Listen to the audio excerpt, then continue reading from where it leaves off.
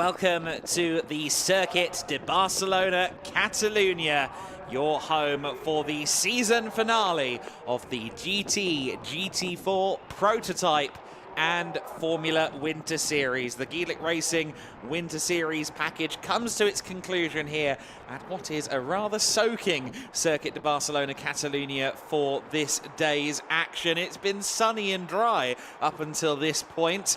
Unfortunately, the weather has turned against us on Winter Series Saturday. We have 4 championships then to determine. All 4 of the championships come into this weekend, still undecided, and we will talk you through the various permutations as the day goes on.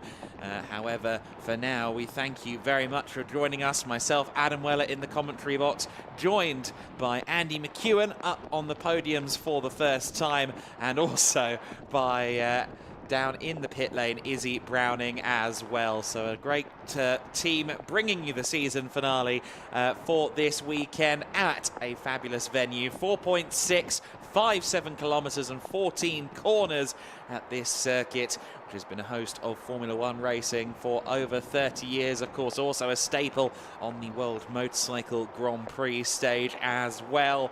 It is a circuit that recently gained its last sector back. We're back to a fast final sector, of course, here at the Circuit de Barcelona-Catalunya, and that could be one of the more tricky sections of the circuit in these wet conditions. You can see there that we're expecting a rather pessimistic forecast for the entirety of the day. I've heard more positive things about Sunday, but certainly the drivers are going to have to fight against the elements on this day.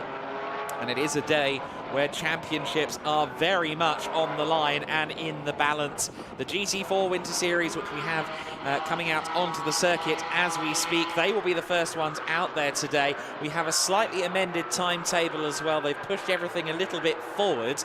I believe that's largely to make sure we've got time to deal with any mishap that may happen over the course of the rest of the day.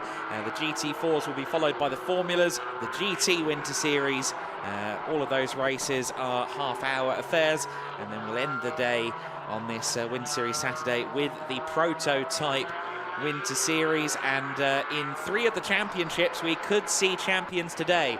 GT4 Winter Series, Forseti Motorsports, Jamie Day and Mikey Porter could win the overall championship in this race, depending on how their performance is relative to Schnitzelhelm Racing's Joel Mesh, and also the Elite Motorsport McLaren of Tom Leben and Zach Meeken that you see just coming out behind the Forseti car at the moment. It is that Forseti Motorsport number 19 Aston Martin that is the potential championship favourite, well, certainly the championship favourite, but could be champion in a matter of about 45 minutes from now. It will be a 58-point advantage that Forseti Motorsport have coming into this race. Mikey, though, has some work to do from a little bit further back on the grid.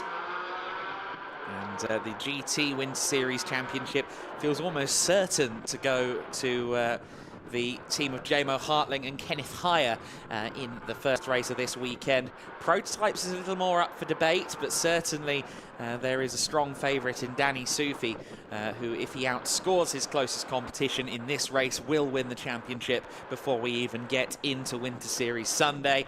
So championships on the line, championships more than likely to be decided at least one series over the course of this Saturday broadcast. And what a way to get it started as well with the GT4 Winter Series, which has historically been one of the most exciting categories that we bring you each and every weekend. We've got a slightly expanded entry list as well. For the first time, Wimmerwerk Motorsport have brought along 2 cars. We've also got WNS Motorsport back as well. Very, very strong lineup there. Josef Knopp, who took a win in Jerez overall in the Pro-Am class car, will be joined by Max Kronberg, who is a very, very competent bronze driver as well. The race, incidentally, will be getting started under safety car for this one. So the race will be 30 minutes in duration, and once they are rolling off the grid, that will be the start of the race. The safety car will then be out for at least 2 laps. So the Race will begin under safety car, but we do expect this to be a very thrilling race nonetheless. We can now, though, focus in on the GT4 Winter Series, our first race of the weekend.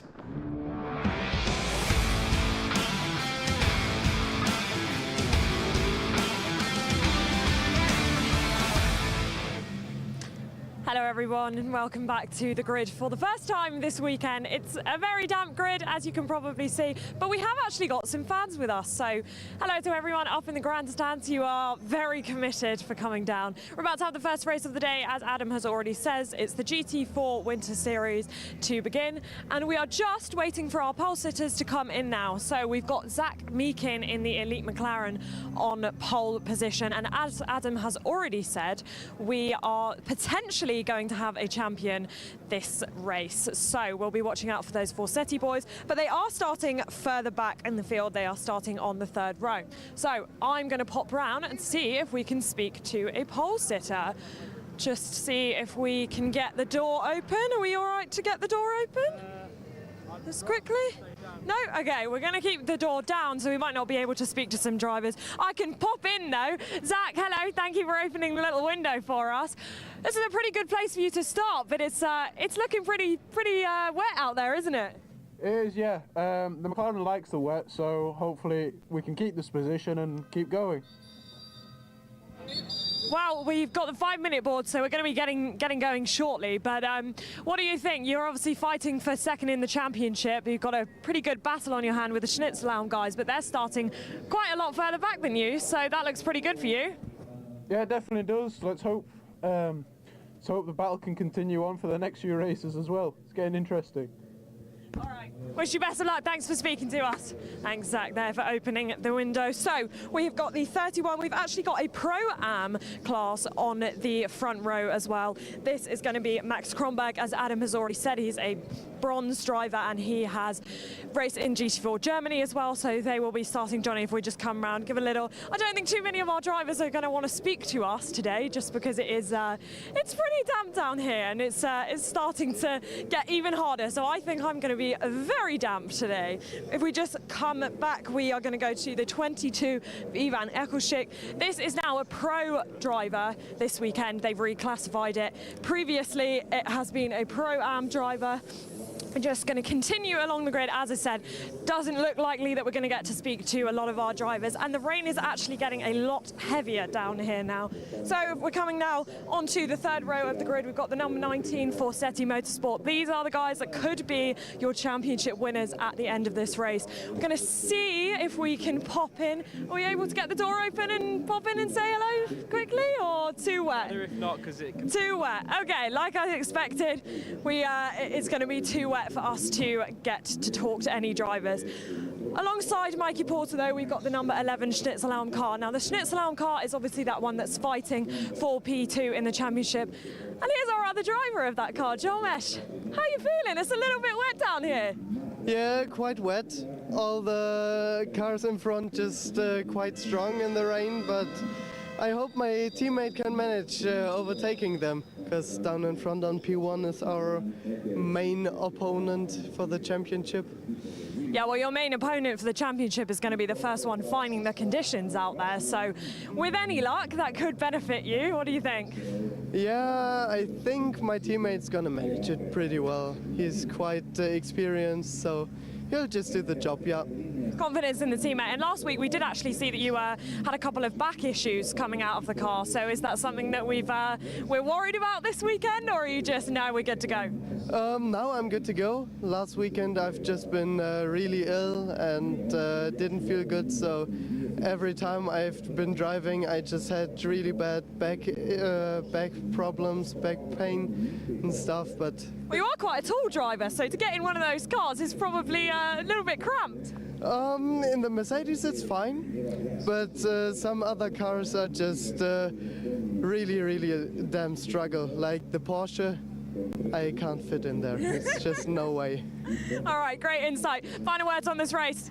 Good luck, have fun everyone, and stay safe. All right, we'll see you tomorrow. Thank you for speaking to us. As Joel Mesh, he's second in the championship. Obviously, his teammate Marcel Markovits is racing in that car today, but he wasn't with us in round one, so he's not second in the championship. But Joel is. Spoke to Joel yesterday. He's really, really hoping that they can secure that deal and get that P2 in the championship. And I think with the weather, it's kind of, they say rain is the great equalizer. We're sort of gonna hope that we see some good battles. We are now getting a couple of the cars fired up. I have not yet seen the 1 minute board, so we are gonna quickly take a little bit of a walk further down. If we just see on the right here is the number 10 of Max Huber. He is leading the AM class right now, so expect him to be up there fighting with the others. And now we've got the 1 minute board. We're gonna go to an ad break and then get this race started.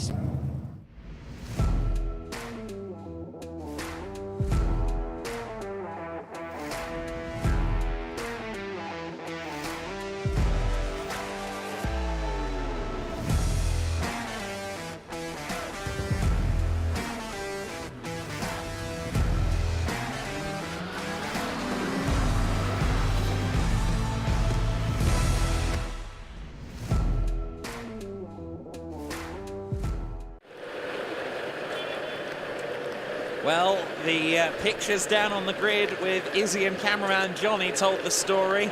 The story is also told by the view down from the final corner. This is a very wet circuit. It's a very treacherous set of conditions. And to echo Izzy, it is certainly the great equaliser out there on the circuit. Who is going to come out on top in this GT4 Winter Series race? It's one of the least predictable races of the season, I would say. Some favourites further down the order. Some drivers we expect to come through the pack, and others that maybe would be slightly out of position in these wet conditions. Nonetheless, the race has formally begun then on this formation lap, and we expect that safety car to stay out there for at least 2 laps owing to the conditions. The grid for this one then will be started off with Zach Meakin on the pole position. It's Zach Meakin on pole position for this race. Max Grunberg starts alongside him on the front row in the Pro-Am entry. Ivan Ekelchik in the Pro class for the first time in the newly entered number 22 Wimmer Werk Motorsport car. Daniel Drexel starts from 4th position. Is probably going to have to slow down a little bit to make sure that everyone has a sporting chance of keeping up as we go through these formation laps. As you can see, it is certainly going to be a matter of dealing with the spray, I think, primarily, before we consider anything else. The spray is looking pretty wild on that back straight into turn 10, even before they're going at racing speeds. It looks like an ice rink down there at 10 as well, doesn't it? You can't afford to stray wide at that corner onto the painted tarmac. That will be absolutely like sheet ice. That's the thing, obviously. Drivers often favour the outside line in wet conditions, but as Mikey Porter ably demonstrated in the Perez race that took place in the rain, it is quite easy to just go a step too wide, end up on the paint, and then into the gravel from there. So then expecting at least one more lap under safety car. We'll see if it is only one or whether there will be more laps to contest under these conditions. But as we alluded to in the build to this one, the point situation is this: 287 points for Jamie Day and Mikey Porter. They are 58 points clear of Joel Mesh on 229 points.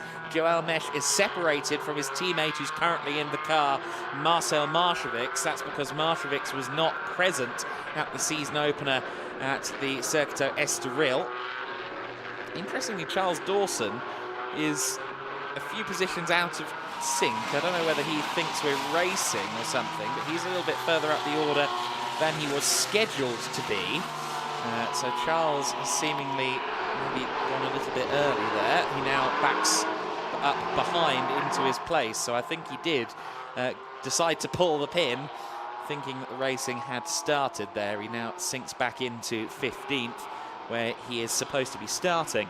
But Joel Mesh then on 229 points. Tom Levin and Zach Meakin on 203 with 75 points left to score in the overall championship. So Levin and Meakin could still challenge Mesh for the second place in the championship. That's what Joel Mesh was talking about on the grid with Izzy.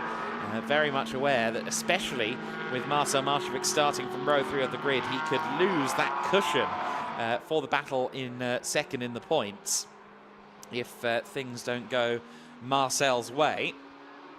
But for Jamie Day and Mikey Porter, for the Fassetti Motorsport duo, this could be the championship race for them.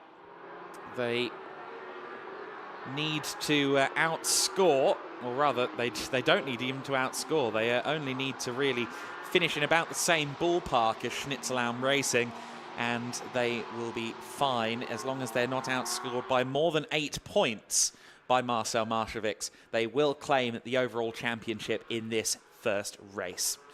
So then, the safety car is still out there. The lights are still on as they go through turn 13. Now, Zach Meakin is holding the pack up as if he thinks we are going back racing, but with the safety car lights on and no bulletin that I have seen to suggest that the safety car is coming in, I don't know that we are going racing this time. We are not going racing this time, so hopefully everyone is up to speed on that. Zach was just pulling back, hoping optimistically that we were going racing this time, but that's been decided not to be the case. So one more lap under safety car, not back to racing conditions yet. Zach Meakin would love to try and get a victory on the board. It's been a pretty solid year for Elite Motorsport. They started on slightly rough footing in the first couple of events, but have really sprung into life from Jerez onwards. Have only missed out on the podium once in the last 9 races, that being the 10th place finish at Aragon, when, of course, we saw them collected by one of the CV Performance Mercedes, and they would ultimately have to bring the car in for repairs that cost them a lap. So Meakin looking to continue what has been a strong run of form. From what I can see, Elite Motorsport are yet to win a sprint race this season. They've won a couple of endurance races, but no sprints as of yet. So Meakin has a great opportunity here to try and rectify that statistic. Tom Levin will get the same opportunity, of course, on Sunday in the morning sprint race. Still yet to see any updated bulletin in regard to the safety car coming in. So as of now, the safety car is out, and that's all we know. As you can see, these conditions are very, very treacherous indeed. They will have been taking note of the spray situation in race control, just as I did on the first lap of the race as well. All has to be taken into consideration, not just from a safety perspective, but also from the perspective of keeping these cars in one piece. The teams will almost immediately dive straight into, of course, their summer racing program after this weekend, and the last thing they want is to have undue risk of the cars ending up in the repair shop.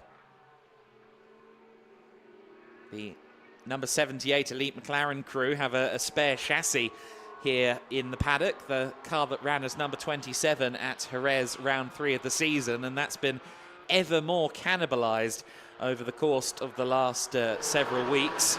Initially they took a door from it, and then I think the entire rear end has been lifted from the 27 onto the 78, rear end bodywork I should say, not the entire rear of the car. Another lap under safety car then. The Nissan GTR continues to lead the way.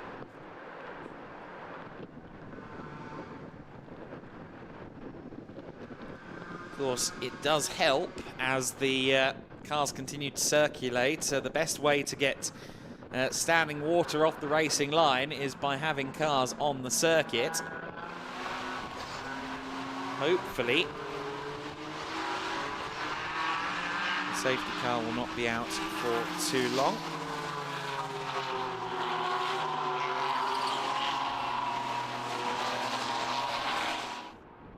So the lights on the safety car, we hope we'll see them extinguished before too long.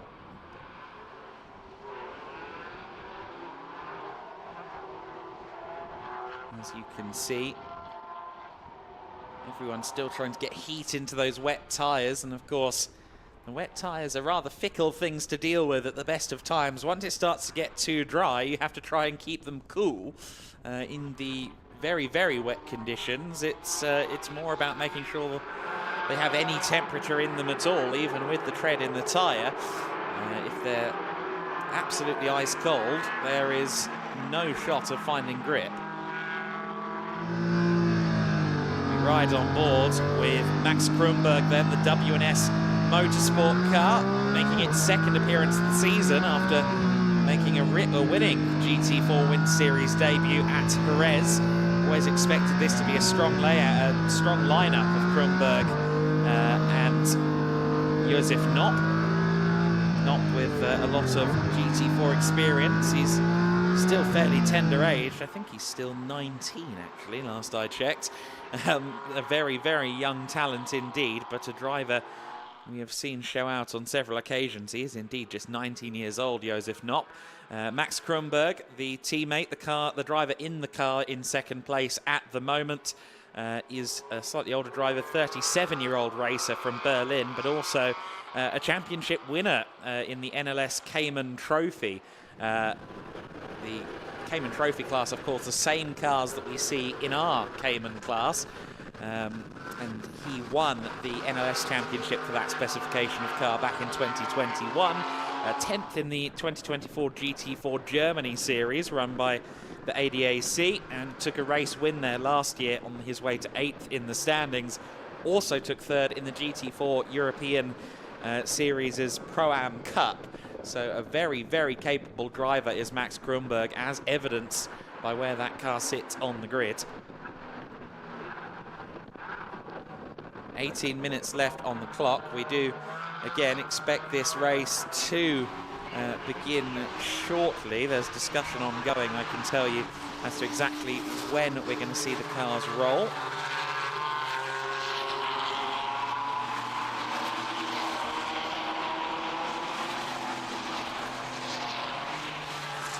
So another one I'd say that's worth watching in these conditions is Ivan Ekelchik as well, in 3rd place in the 22 Wimmer Werk car. He is very impressive in these kind of conditions. He's very experienced in the GT4s in general. Expect him to be a favourite. The safety car has been declared as coming in this lap, so we are going to go racing this time by. So finally the safety car will be withdrawn. It'll be on Zach Meakin to control the field as they head out of turn 14 and into green flag conditions for the first time.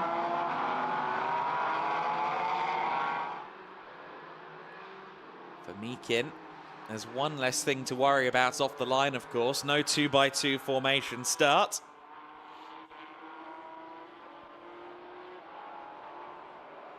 So he doesn't have anyone alongside him, but Kronberg will be looking to anticipate the launch from Meakin to try and challenge. Keep an eye as well on that 3rd row of the grid. Marshevics and Porter, Mikey Porter in particular, could well end up driving to a championship in this one. Only the Forsetti team and Joel Mesh, in other words, the number 11 Mercedes ahead of Porter, only those 2 entries are technically capable of winning the overall championship, but it could be this race that seals the title in the overall championship.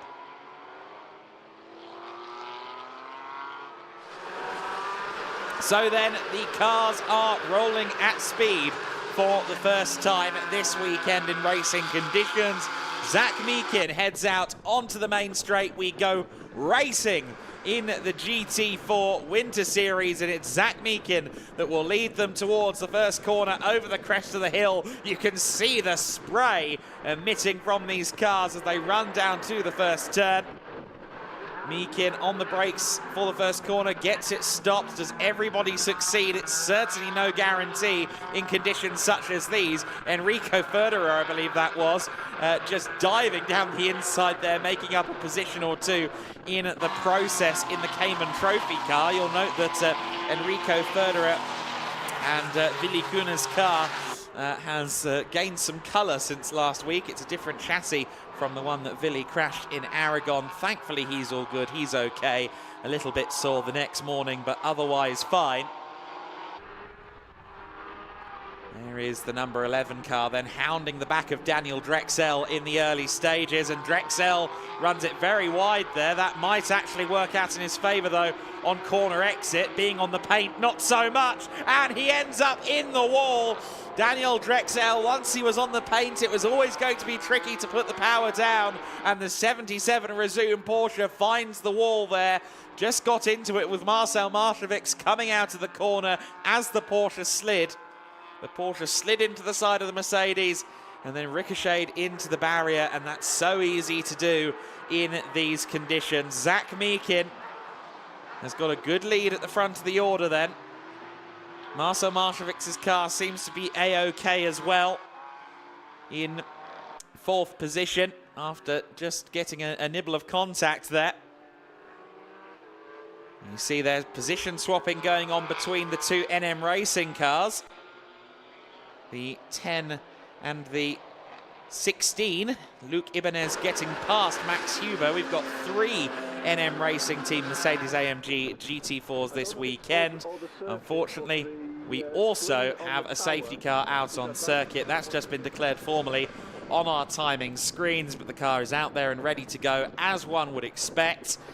So Daniel Drexel's incident has necessitated the resumption of safety car conditions. Daniel Drexel, unfortunately, out of this race, and very, very heavy contact with the concrete barrier. I don't know that that car is going to be repairable on site. Hopefully it is. It would be a disappointing end for Resume's season if it is indeed not repairable.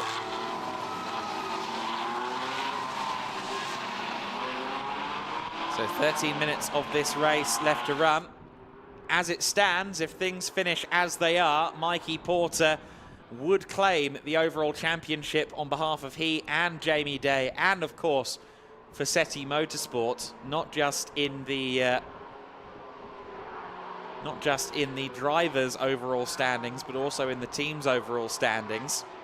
They would, however, slightly lose out to Marcel Marcevics within the, or to Marcevics and Joel Mesh within the pro class, which is scored separately from the overall standings, which means that when someone like Max Kronberg is up there in second place, that means that the overall standings and the pro standings aren't quite in line. But for Mikey Porter, the big one, the overall championship, is currently within grasp, but we've got a graphic illustration there at turn 6 through turn 7 of just how easy it is to get it wrong. Daniel Drexel's car is looking decidedly worse for wear. Hopefully Daniel himself is A-OK, but these conditions certainly do bite, as do the painted runoff areas and curbs. It's a battle to make use of them exactly as much as you can and no more under dry conditions. Then once we get to the wet conditions, it's more a matter of trying to stay out of it. On that occasion, Daniel Drexel had no choice but to try and accelerate on the paint, and that was the net result. A very, very torn up Porsche Cayman GT4.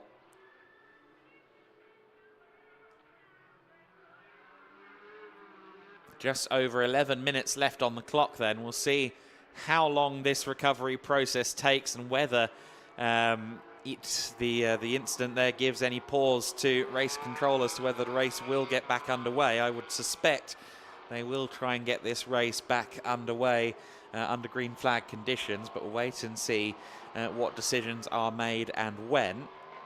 For now, of course, they need to focus on getting that 77 car removed. It looked like they were trying to tow it into the escape road. I do believe they have now cleared that. So they did manage to pull it with the pickup truck. I thought they might need a crane, but understanding that the car is now been removed. We'll get a look at this again then. Drexel drifting out wide into turn 6. Tries to carry the speed on the outside line. More grip there on the outside in these wet conditions. And as he came back over the curb there, the lifted part of the curb, he just lost traction. Kissed the side of the Schnitzelau Mercedes. And once that happened, he was on a collision course with the concrete wall.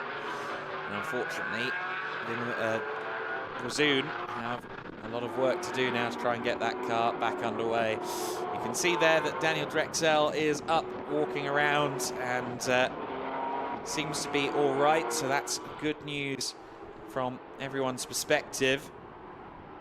However, for Leo Pichler, he's going to be hoping in particular that that car is repairable. He's set to be joining Daniel Drexel for the endurance race and also in the car solo for race number 2. And we've seen Leo Pichler, of course, win races in this GT4 Winter Series season already. So we're very excited to welcome him back onto the grid. But unfortunately, that potential to see Pichler back out there hangs in the balance and relies on a hefty repair job from Razoon. So to reiterate, if you're just joining us, 8 minutes and 50 seconds there or thereabouts left in this race. And we are under safety car conditions. The race began under safety car. The race began with the prospect of a champion coming into this weekend, coming into this race specifically. And as it stands, Porter and Day would claim the overall championship with a 5th place finish behind Marshevics in 4th. But for now, we are focused more so on when we'll get this race back underway. We only had effectively half a lap under green flag conditions before the safety car was thrown back out there. It was the first lap back under green that Daniel Drexel had his moment out there on circuit. We've seen him out of the car. Zach Meakin then is your leader from Max Kronberg of WNS Motorsport. Ivan Ekelchik in 3rd place for Wimmerwerk Motorsport, and Marcel Marshevics and Mikey Porter sit there in 4th and 5th place respectively.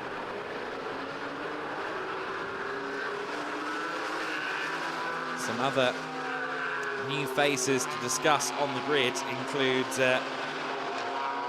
Mikael Nakes, who joins the CV Performance Group entry. I think he is here instead of the originally scheduled Jan-Philipp Springhob, which is a bit of a shame. We've seen Jan-Philipp in the GT4 Win Series previously, and he's been impressive, or in the GT Win Series previously, and has been impressive. Mikael Nakes, I believe, in his series debut. CV Performance entering a 2nd car within the Pro class in addition to their Pro-Am entry, which is also something they did, of course, in the round of the season that took place last week at Motorland Aragon. Mikael Nakes, the Czech driver, is a former champion in TCR Eastern Europe to 21. Has since focused in on national racing within Germany. Got 2 podiums last year in the ADAC GT4 Germany series. He'll be looking to make his mark on the GT4 fraternity once again over the course of 2024, getting his season into swing with us in the GT4 Win Series on our final weekend. Hearty mix of guest appearances and full season entries so far in this season. And it's always the interesting thing is to see new teams come in and how they stack up to our established championship contenders. You see there the recovery process still ongoing on the Milwaukee back to resume Porsche. I suspect we're going to have at least one more lap under safety car. That's been a slightly lengthy recovery. Does unfortunately eat into the race time, the green flag time for our drivers, but I suspect that at least a couple of the drivers in the cockpits right now would rather just get to the flag and call it a day. Not everybody loves these wet conditions.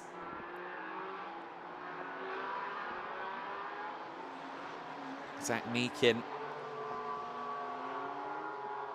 I'm sure, would like to fight for this one if he can, and the safety car has just been declared as coming in this lap, so they must have got that car on the flatbed and moved away pretty sharpish. The safety car lights have been extinguished, which means that with around 4.5 minutes to go, we will cross the line back into green flag racing. That means we're going to have something in the region of 2 laps of racing, maybe 3. Should just about be 3 to go as they cross the line. Zach Meakin pulls the pin and we return to racing speed then. Kronberg, Ekelchik, Martovics and Porter, your top 5. Enrico Ferderer may be one to watch as well from 8th position. He snuck up quite a few places in the first lap under green flag that was cut short by the previous incident. Now, if things stay green, he might make up a few more places. Ekelchik goes to the inside line then as they run to the first turn. Tries to get up the inside of Max Kronberg, but can't get that done. Mikael Makis there defending up against Luke Ibanez in the 16. Everyone through turns 2 and 3. It doesn't look like there's been any changes at the sharp end, and goodness me, Mikael Makis there a bit sideways. Meanwhile, Mikey Porter trying to find his way past Marcel Martovics on this first lap. Through turn 5 they go.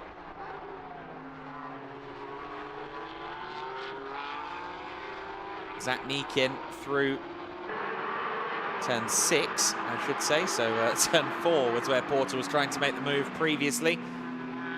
This is turn 7 and 8 here up the hill towards turn 9, and then of course you've got that back straight into turn 10, which is now a slightly smoother corner than it was a few years ago. They got rid of the quasi hairpin. Max Huber making up places. He fell down the order in the first sector, but is now powering his way back up there. Oh, and a bit deep into the corner there from Ivan Ekelchik. Did he get that stopped? I'm not so sure. No, he didn't. Ekelchik then losing out to both Martovics and Porter, and now has to worry about Luke Ibanez behind him. Ibanez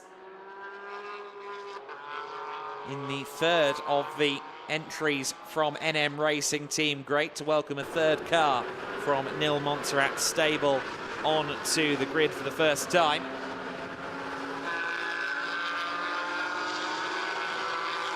Zach Meakin, though, that crosses the line with the advantage. He's built a 2.3 second lead on this lap alone. Meakin is looking very impressive in the Artura in these conditions. Going defensive there is Kronberg, I believe. In fact, no, Martovics is looking to the inside of the 31 car. Can't get it done there, though. Enrico Ferderer trying to find his way past Mikael Makis.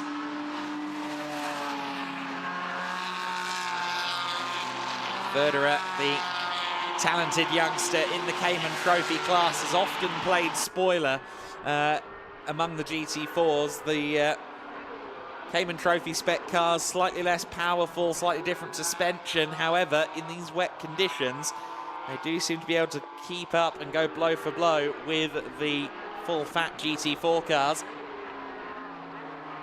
We have 2 different specs of Caymans out there, the Cayman Trophy machines and then the GT4 RS CS, which is the car you see entered into the Pro and Pro-Am classes.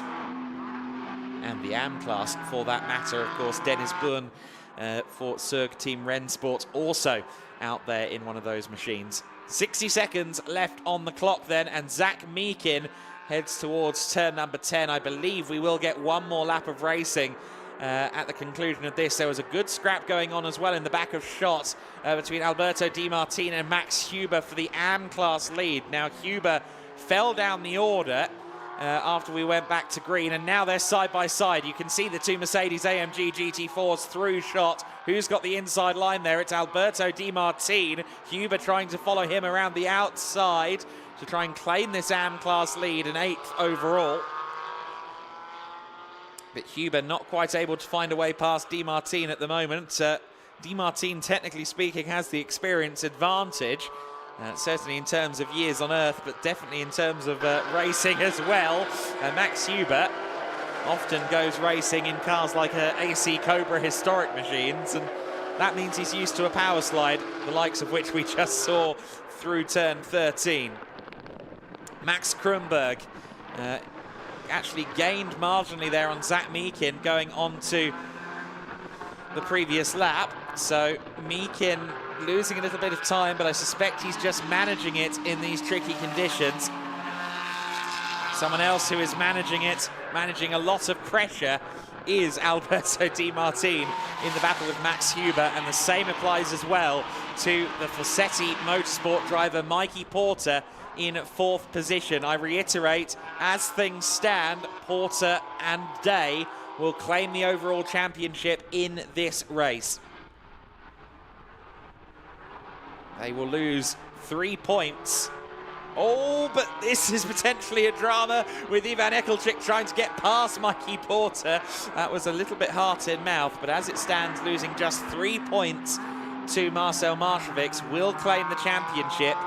Or losing just 3 points to Joel Day as a result of Marcel Maršovic's performance will mean that Day and Porter claim the title with a 4th overall place finish if he can keep it there. Alberto Di Martino and Huber still going at it there through turns 7 and 8. Huber still not finding his way through, but Zach Meekin has found his way into a nice, comfortable cushion at the sharp end of the order. He is on course here to secure his first sprint race win of the season, and Mikey Porter will be focusing on holding off Ekelchik and Ibanez here for the last couple of turns.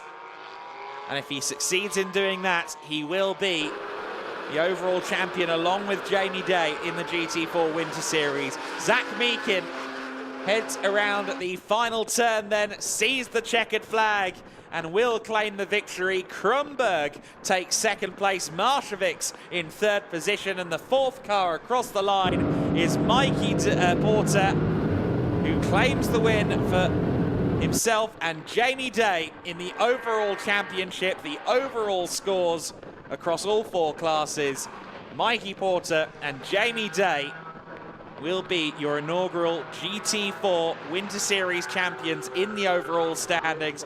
They won't quite have clinched the Pro class just yet. However, the overall championship and the championship by team, the team's title, will now be beyond anyone else's reach. Max Huber managed to get past Alberto, or managed to, did manage to get past Alberto Di Martino to win the AM class. And Enrico Ferderer just disappeared up the road in Cayman Trophy. But Zach Meekin has claimed a win in treacherous conditions. He will feel like he didn't do much racing over the course of that. But managing the car in these treacherous conditions under safety car is actually no mean feat. So I'm sure everybody has had their eyes on stalks for the past half hour, even under the safety car.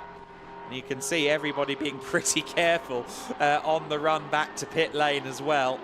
I think everyone has just tried to take this as easy as they possibly can. Max Kronberg was 2nd overall. Something he almost lost out to there with Marcel Maršovics on his tail. But it'll also claim the Pro-Am class win as well for W&S Motorsport.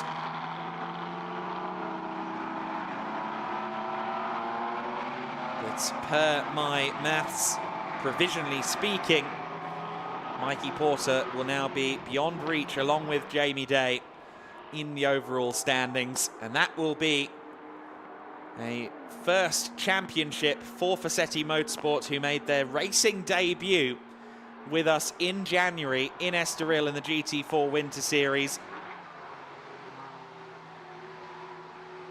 They won their first ever race as a team, as an outfit. It all started in December. The project very quickly put together by Joe Holloway and his colleagues. And again, provisional maths here, but my understanding is that Porter and Day are now beyond reach in the overall standings. The gap would be 55 points, and there would be 50 points left to score.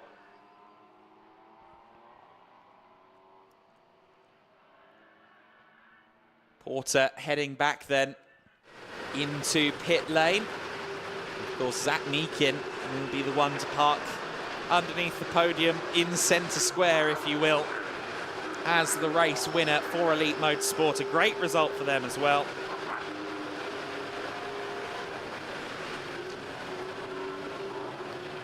Elite Motorsport have already clinched a couple of endurance races, but now the sprint falls in their favour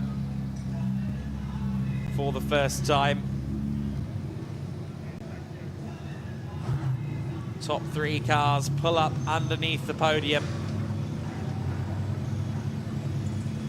Zach Meakin will celebrate. Of course, Mikey Porter, as someone who's not on the podium, has actually ended up back in the assembly area, but I'm sure Fassetti Motorsport will find him to celebrate. Zach Meakin, I felt sorry for his knees there as he worked his way out of the car, but he gets himself out of the car now. Scurries over into dry conditions, understandably. Celebrating there with his dad. Great result for Mikey Porter's adversary at times last year, Zach Meakin, who has been really exciting to watch along with Tom Levin. The Elite Motorsport McLaren always seems to be in amongst it, successful or not. And on this occasion, certainly successful. Tom Levin watching on from the back of shot there as well. He'll be in the car tomorrow morning, and he'll be hoping potentially for slightly less hazardous conditions than the ones we got.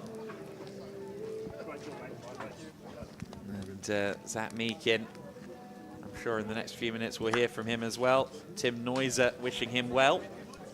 And with the result in that race as well, they will be a lot closer they will be drawn a lot closer to the second place in the overall standings as well. They will have gained some 10 points over Joel Mesh in the championship as well. So that means more results of that nature versus Schnitzelnaum. They could yet be runners-up, vice champions in the GT4 Winter Series. They'll be pushing on to try and secure that up against Joel Mesh and Schnitzelnaum Racing. I believe Izzy is down there, so in due course we will throw down to her. I think, Izzy, yeah, I think you're ready to go, so we'll throw straight down to you. Let's go. All right, hello everyone. We're down here in the pits for our first race winner. Race 1 winner of the GT4, Zach Meakin. That was a pretty interrupted race, but a good way to start the weekend. It was, yeah. I was expecting the safety car to go on the second lap, so I prepared everything then. To my surprise, it stayed on.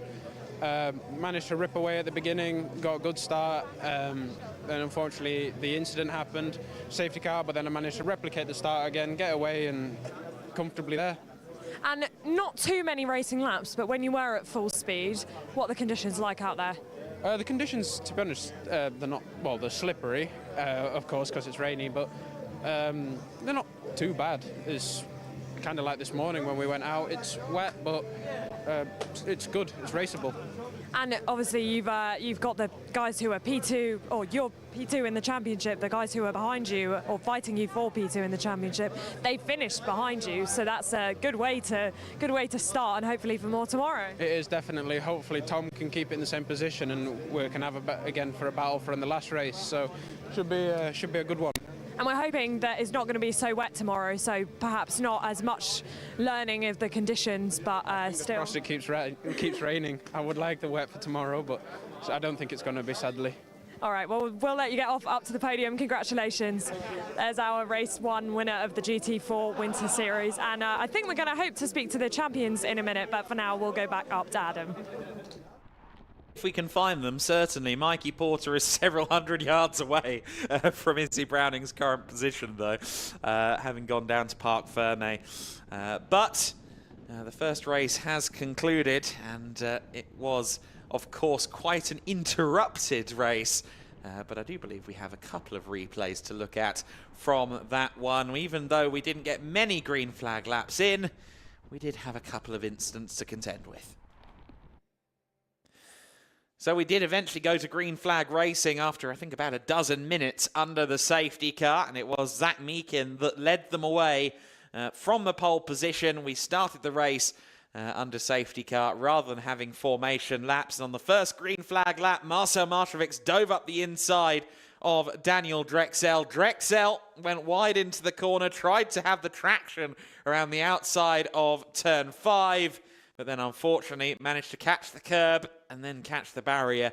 That would bring out the safety car, understandably. Thankfully, we saw Drexel walk away from the incident. We did go back to green flag conditions with around 4.5 minutes of racing left to go. We got 3 green flag laps to conclude, and it was Zach Meakin that had the pace as they strode away. Of course, he was the only driver that didn't have to contend with the spray. The others, including the 84 car you saw going wide there, did. Mikael Makes having a few issues over the course of his stint. We had a bit of an AM class battle as well that eventually went the direction of Max Huber, but Alberto Di Martini in the 15 car put in a valiant defensive display to try and hold off Huber. And that was all going on as Mikey Porter was sat in 4th place, right where he needed to be, directly behind Schnitzellaum Racing's Marcel Maršovics, who, with that 3rd place, I think has allowed Joel Mesh's chances of an overall championship to slip away.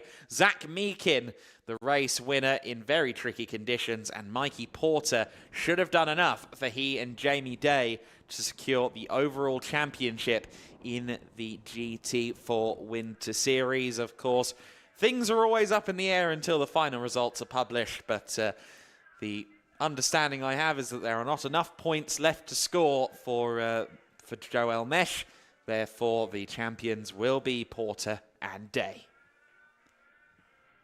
Of course, they largely, it sounds like, down at Forsetti are focusing more on the pro class points, where Joel Mesh still does have a chance. It's a slightly different scoring system in the pro class.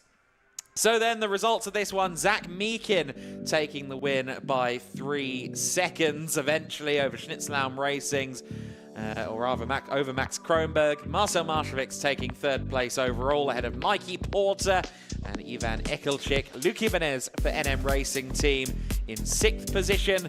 Enrico Ferderer taking 7th, winning the Cayman Trophy. Max Huber in AM is victorious ahead of Alberto Di Martini and Dennis Bunn. The second of the Pro-Am cars home after Max Kronberg was Charles Dawson, all the way down in 11th place. Mikael Sander taking 12th, Nicholas Malloy in 13th. Mikael Makes seemingly struggling a little bit with the CV Performance car in this wet race. Franz Linden, our final finisher, and Daniel Drexel, of course, causing that return to safety car after that collision with the barriers. Hopefully he is a-okay. We saw him walk away, and let's hope that car can be repaired. So then we more than likely, again, per any or barring any surprise penalties or curveballs, it will be Mikey Porter and Jamie Day that claim the overall championship in this year's GT4Win Series with that 4th place result in race number 1. However, they unfortunately will not get to celebrate on the podium. It will, of course, be they will be on the pro class podium, of course, because we do the class podiums here. So hopefully we will see Porter and Day up there on the steps of the podium as well to celebrate their overall championship win, provisional overall championship win. But Zach Meakin will be celebrating a victory that I'm sure has felt like a long time coming for him. He seemed pretty happy. And I understand that for the first time this season, I can now hand over to a new broadcast colleague. It's Andy McEwen joining us from the podium. Thank you very much, Adam. Yes, a rather soggy podium down here in the pit lane, but a big crowd assembled to greet our drivers. We're going to start with our Pro Class top 3 and with perhaps the star of the show. We'll start with our third place finisher, Jamie Day. Or Mikey Porter, indeed. Mikey Porter makes his way onto the podium then after what was a crucial race in his championship. Second place in the Pro Class, Marcel Marcevic,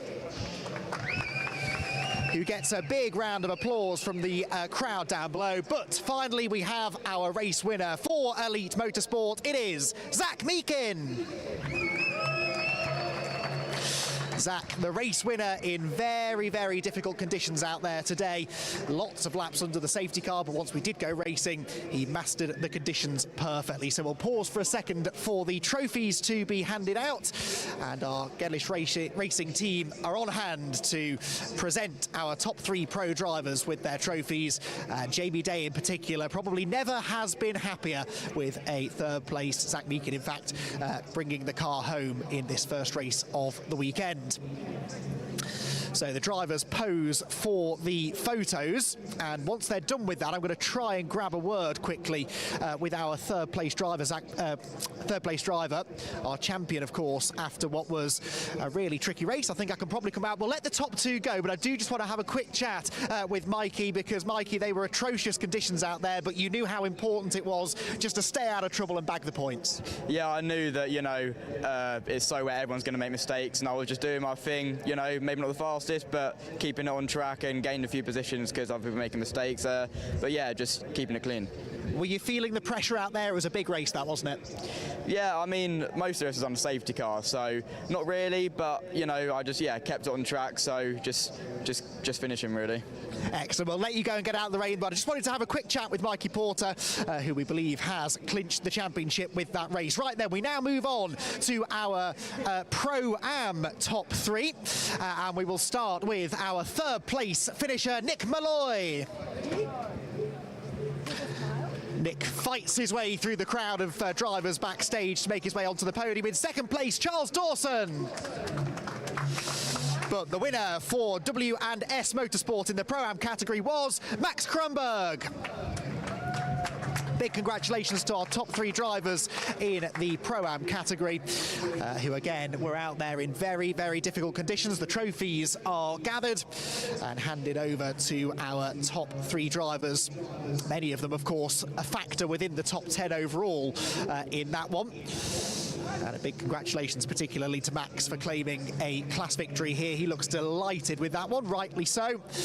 Pauses for the photographs, which I think are just about done, and we're good to let the drivers go then. You go and get yourselves inside and out of the rain, because we've got more drivers to greet, 2 more podiums to do, and our next one is for the AM class of drivers, and we will start with the third place driver in the AM category, Dennis Bowen.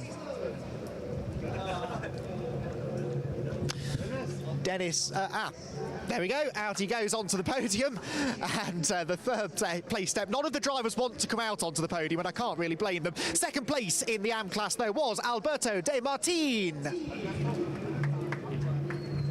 Alberto, there he is, the Spaniard out onto the podium. It was an NM Racing 1-2 in the end. Alberto second in class, but the class winner in the AM category was Max Huber, who runs out onto the podium. That's the energy we're looking for.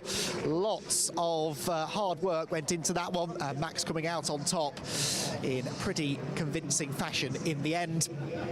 And NM Racing with a particularly strong start to their weekend here in Catalonia. Conditions, we believe, set to improve for tomorrow, and I'm sure the drivers will really be looking forward to that, an opportunity to really stretch their legs out on the circuit. So photos will be done. We've got one more class of driver to welcome out onto the podium before we head into our second race of the day. And once these drivers are out of the way, we will welcome our Cayman class top 3, the Cayman Trophy, which always features some pretty hot competition, as it did here this afternoon. And coming home in third place in the Cayman Trophy, Franz Linden. Congratulations, Franz. The Speedwork driver heads out onto the podium. Well, once again, we had a 1-2, this time for SR Motorsport. In second place, Michael Sander. Thank you. Well done, Michael, and his teammate in the end taking the class victory. That was Enrico Forderer. Enrico out onto the podium. The team are still stood downstairs in the rain, but they're very, very happy to see two of their drivers up on the podium at the end of a pretty difficult race. So the last set of trophies are handed out. And again, another set of photos to be completed. I might try and just sneak in and have a little word with Enrico Forderer, maybe find out what his thoughts on the conditions were after a lot of time behind the safety car. Let's see if we can. Enrico, can we get a quick chat with you just before you leave? We'll let everyone else go. Congratulations, Enrico. Do you mind if I join you on the top step? There we go. Enrico, really tough conditions out there. And of course, you were back in the pack. The spray must have been unbelievable. Yeah, it was unbelievable. You didn't see anything. But yeah, I managed to go on the right side at the start and overtake 4 people in the first lap. And after the safety car, I was again able to overtake, I think, 1. And yeah, it was a fantastic race for me. We saw a lot of drivers struggling to find the grip out there. How long did it take you to find the grip? It's not easy behind the safety car. Yeah, it's not very easy, and also the tires are not really that hot, that how they need to be. But yeah, it took me like a half lap, and then my tires was warm, so I could push. Excellent. Well, congratulations, Enrico. Well done on the class victory. We've got cars leaving the pit lane now for our second race of the day, and we'll have all of the action from the penultimate round of the championship in the Formula Winter Series up next.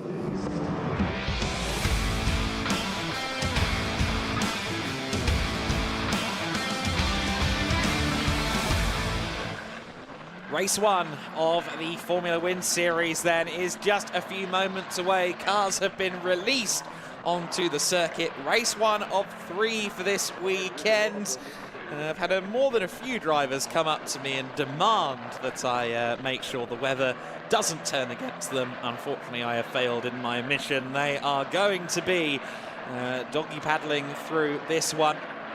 It's a slightly odd-looking grid per the information that I've got for this, and that is because the practice times have had to be deployed to set the grid for this race.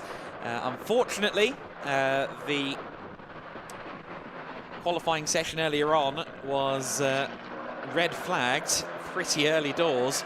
The conditions this morning were even worse than what we've got now here at the Circuit de Barcelona-Catalunya. It was torrential on the Saturday morning here. And so the grid, as I have it, is actually set to be topped by Adam Hideg from Yenza Motorsport, is the information that I've got on my screen, although a formal grid sheet has seemingly not been published. And that means that Yenza Motorsport have a very good opportunity to secure their first podium and more from there. And if the information I have in front of me is indeed correct, that also means that we have a few other considerations as well. Andres Cardenas, who sits just 5 points back from Griffin Peebles in the fight for the championship. He starts from 8th place, Cardenas, and Peebles, if the information I have in front of me is correct, is starting in 20th place. That is more than a little alarming for the Spanish licensed Australian driver as he works his way up the order. Griffin celebrating his leap year birthday with us. He's a 29th of February baby, and he celebrated his 16th/4th birthday with us last week, and he'll be looking to try and hold on to that championship win, championship lead I should say, to try and win the Formula Wind Series, following in the footsteps of Kasper Stuka, who took the championship of course last year. And is now moving up the world in single-seaters, having also won the Italian F4 championship over the course of 2023. He's now signed to a junior deal with Red Bull, and in general seems to be moving up the world. Speaking of Red Bull juniors, through shot there went Enzo Tarnvanichkal. Enzo, who has been a really exciting young prospect in the world of karting, a world karting champion back in 2022. We saw him racing for the first time with us in Aragon, his first ever appearances in single-seater car racing. and he is one that is tipped by many to be a hot prospect in the future. But the information that I have regarding the grid, which I'm hesitant to fully believe, because obviously we are yet to see a grid sheet published, but he's 26th per the information I've got in front of me. So that means he is going to have his work cut out for him in a serious way as they work their way through the first few laps. To be in the midfield here in these conditions is to sign up for a face full of spray and a lack of visibility, unfortunately. So a lot of these drivers are really going to have to work on instinct alone. And it's impressive that so many of these drivers do have those instincts baked in at such an early age. Of course, we're talking about in a lot of cases 15, 16-year-old drivers here, and yet they already have a decade's worth of racing experience through the world of karting at their fingertips. It is very, very impressive. We do have a few drivers, of course, who are slightly older, into their second, maybe third season of Formula 4 in some cases. Others who have come into Formula 4 having gone down a different route prior. For example, Ella Lloyd, who's in her second weekend in a single-seater after joining us in Aragon with Rodin. She's 18 and she's previously raced in Ginettas through the GT5 category, and before that Ginetta Juniors. Also now 18 is Gianmarco Pradell. Happy birthday for yesterday, Gianmarco, the US Racing driver who we've seen on the podium a few times already. He is now 18, having celebrated his birthday in the paddock yesterday. US Racing even had the balloons ready to go. Very considerate. And he'll be looking to try and seal his season off with a victory. You can see how treacherous the conditions are out there. That's Keanu Alizari, one of our favourites, just having a bit of a moment down there on the grid. So Izzy Browning, even the approach to the grid is treacherous. This race is going to be very, very hard work. Hello everyone, welcome down to the grid. Yeah, treacherous is probably the correct word. As you said, Keanu Alizari having a bit of a moment on the grid. It is definitely still wet down here, I can tell you that for free. You can probably see everybody's got their raincoats on. We are just waiting for our pole sitter to come down. As Adam said, our pole sitter is going to be Adam Hideg. Pretty good going for the Yenza guys. They're pretty glad to be starting on that pole position, but obviously they are the first ones to discover the conditions, and the conditions are looking anything but kind. So I am going to see if we can get a word with our pole sitter, but the team's kind of in there at the moment, so I'm not sure if we're going to be able to talk to our pole sitter. Are we able to have a quick word, Adam? Able to have a quick word? Pole position, this is going to be quite a treacherous race, so how are we feeling ahead of this? Yeah, it will be a tricky race.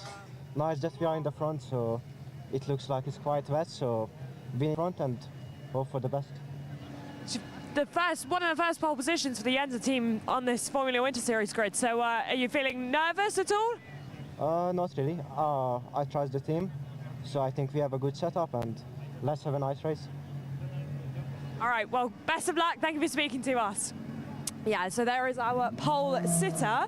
We are just now seeing Matthias Ferreira come in. I'm also going to see if I can grab a word, because he is kind of in with an outside shot of the championship. Adam's already explained to you. There's two that are more likely to take the championship, but he fancies his chances as well. Matthias, can we just grab a quick word with you?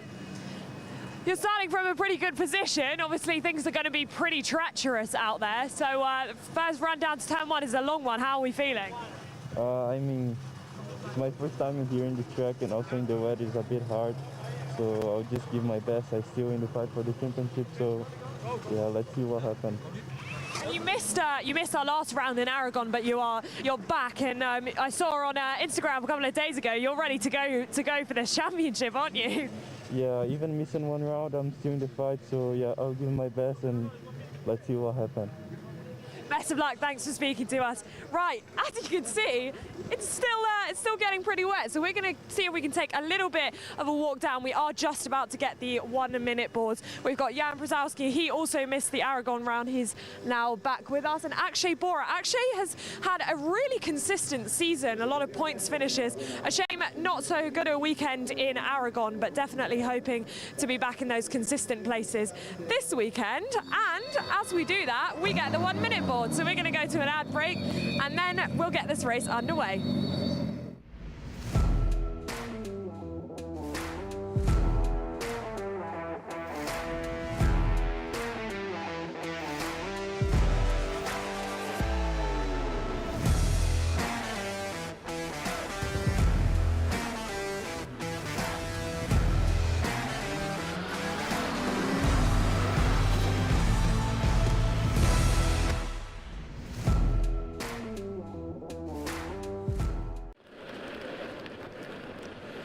Well, you can see the rain lights on the back of the cars, and that's going to be the story in this Formula Winter Series race. The conditions are certainly looking lively. The 15-second board is out. As you can see on the tower in the back of shot, as you saw on the grid down with Izzy, it is Adam Hideg who is set to lead them away as this race rolls for the formation lap. Adam Hideg starting from pole position alongside Matthias Ferreira. Third place on the grid is Jan Pusharovsky. In fourth place is Akshay Bora. Ernesto Rivera and Keanu Alazari start from row 3. Row 4 of the grid, Kabir Anurag alongside Andres Cardenas, Flavio Olivieri and Rene Lammers round out the top 10. Peter Bazinelos in 11th place and Enia Fry in 12th position. 13th place for Mikael Pedersen alongside Arthur Dorizon, Nathan Ty and Thomas Strauben in 15th and 16th. Looks like one of the Technicar machines hasn't gotten off the line there in the back of shot. Maxime Riemann, Douwe de Decker in 17th and 18th. Moving on to row 10, Gianmarco Pradel and Griffin Peebles. Peebles, who leads the championship, he starts from 20th.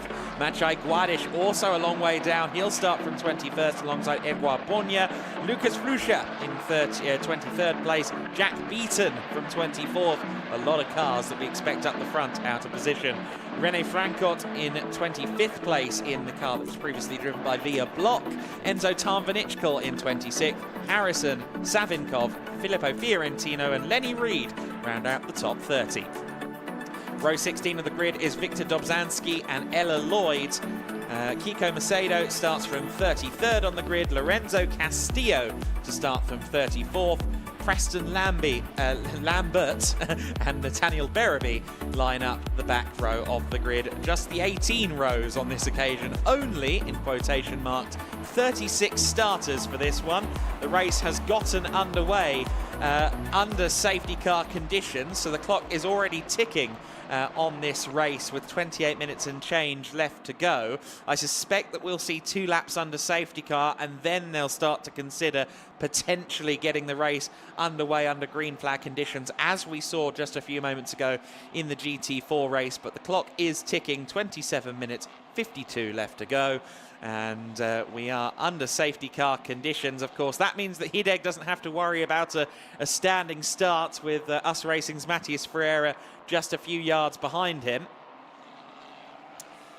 And so Ferreira from second place will be looking to try and get the best run possible out of the last couple of corners and on to the main straight. But for Adam Hideg, this is quite the opportunity that has been parked in front of him here. And for Yenza Motorsport as well. They've really, to be completely honest, scarcely appeared within the top 10 this season. A couple of instances of running in the top 10 for Yenza. But for Adam Hideg, it is a really golden opportunity to try and get their best result of the season and maybe get a big #1 trophy to go along with it. That would be the ideal scenario, I'm sure. Cars then onto the main straight with that safety car out there. As you can see, the race distance for this one is the half-hour duration plus 1 lap. So once the clock hits 0, the lap that we're on at that point will be the penultimate lap. They'll cross the line once more onto the final lap, and then the checkered flag will wave from there. Unlike our other 3 championships, there's no chance that this first race is going to decide the title one way or the other.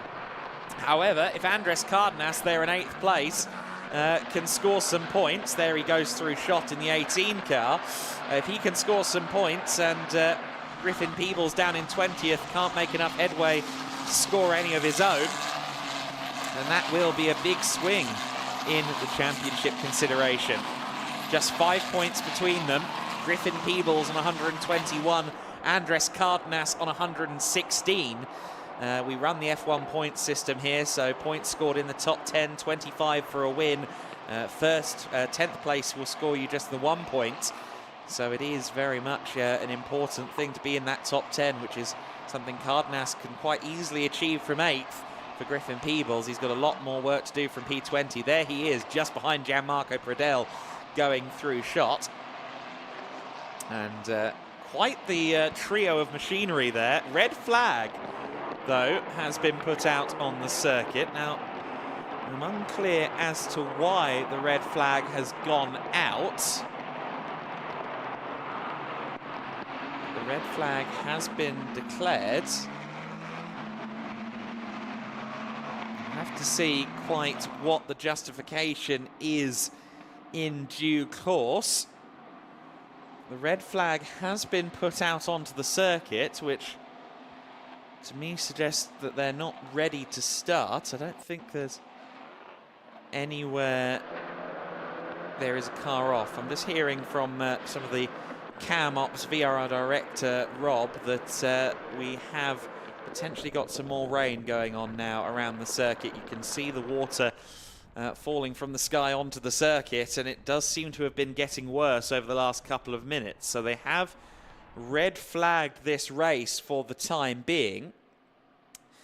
I think under these circumstances the cars will now line up one by one in the pit lane. I believe that is the standard protocol. I'm glad for the sake of everyone's blushes at least that the red flag isn't to rescue anyone from the crane. We do, however, have a car slowing there briefly at turn 13. I didn't see it. Andres Cardenas. He's now running, though, at full pace. Everybody just stacking up here, of course, as they slow down to enter the pit lane. But the red flag is out then, and we will hopefully... the 11 car, I'm being told, has retired. So that is, unfortunately, Enzo Tarnvinichkal. So I don't know if he's stopped around the circuit or whether he's come into the garage, but Tarnvinichkal is in the garage. So Tarnvinichkal having an issue. So we'll see, hopefully, some more information as to what has caused the red flag in due course. Again, the safe bet, the wise money, would be on the worsening weather conditions around the circuit. We'll see if there are any external factors to consider. For now, red flags out, and that means that all of our drivers head back into pit lane. Of course, the last place you want to be under these conditions is parked in an open top car. It'll puddle up pretty quickly in there, unfortunately. No one wants this race to happen more than Adam Hideg, of course. He has been presented this absolutely golden opportunity to work his way up the work his way into the winner's circle for the 2024 Formula Wind Series season.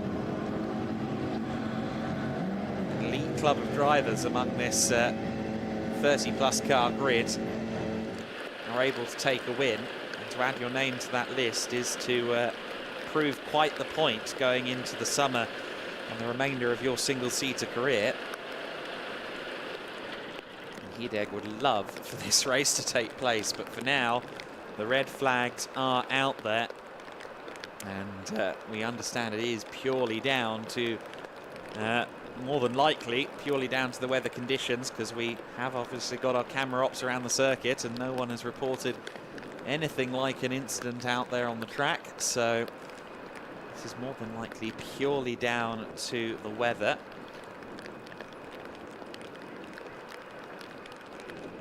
I understand that Enzo Tarnvinichkul, his reason for entering the garage on the first formation lap, or the first lap under safety car as the race started, was a steering issue. So they're trying to resolve that at the moment down at Campos. The 11 crew working hard to try and get that car going again. But for Campos' Endo Tarnvinichkul, he seemingly has had to report a problem, and it's not one that can be worked on from the comfort or lack of comfort that is the fast lane, and they have had to bring that car into the garage.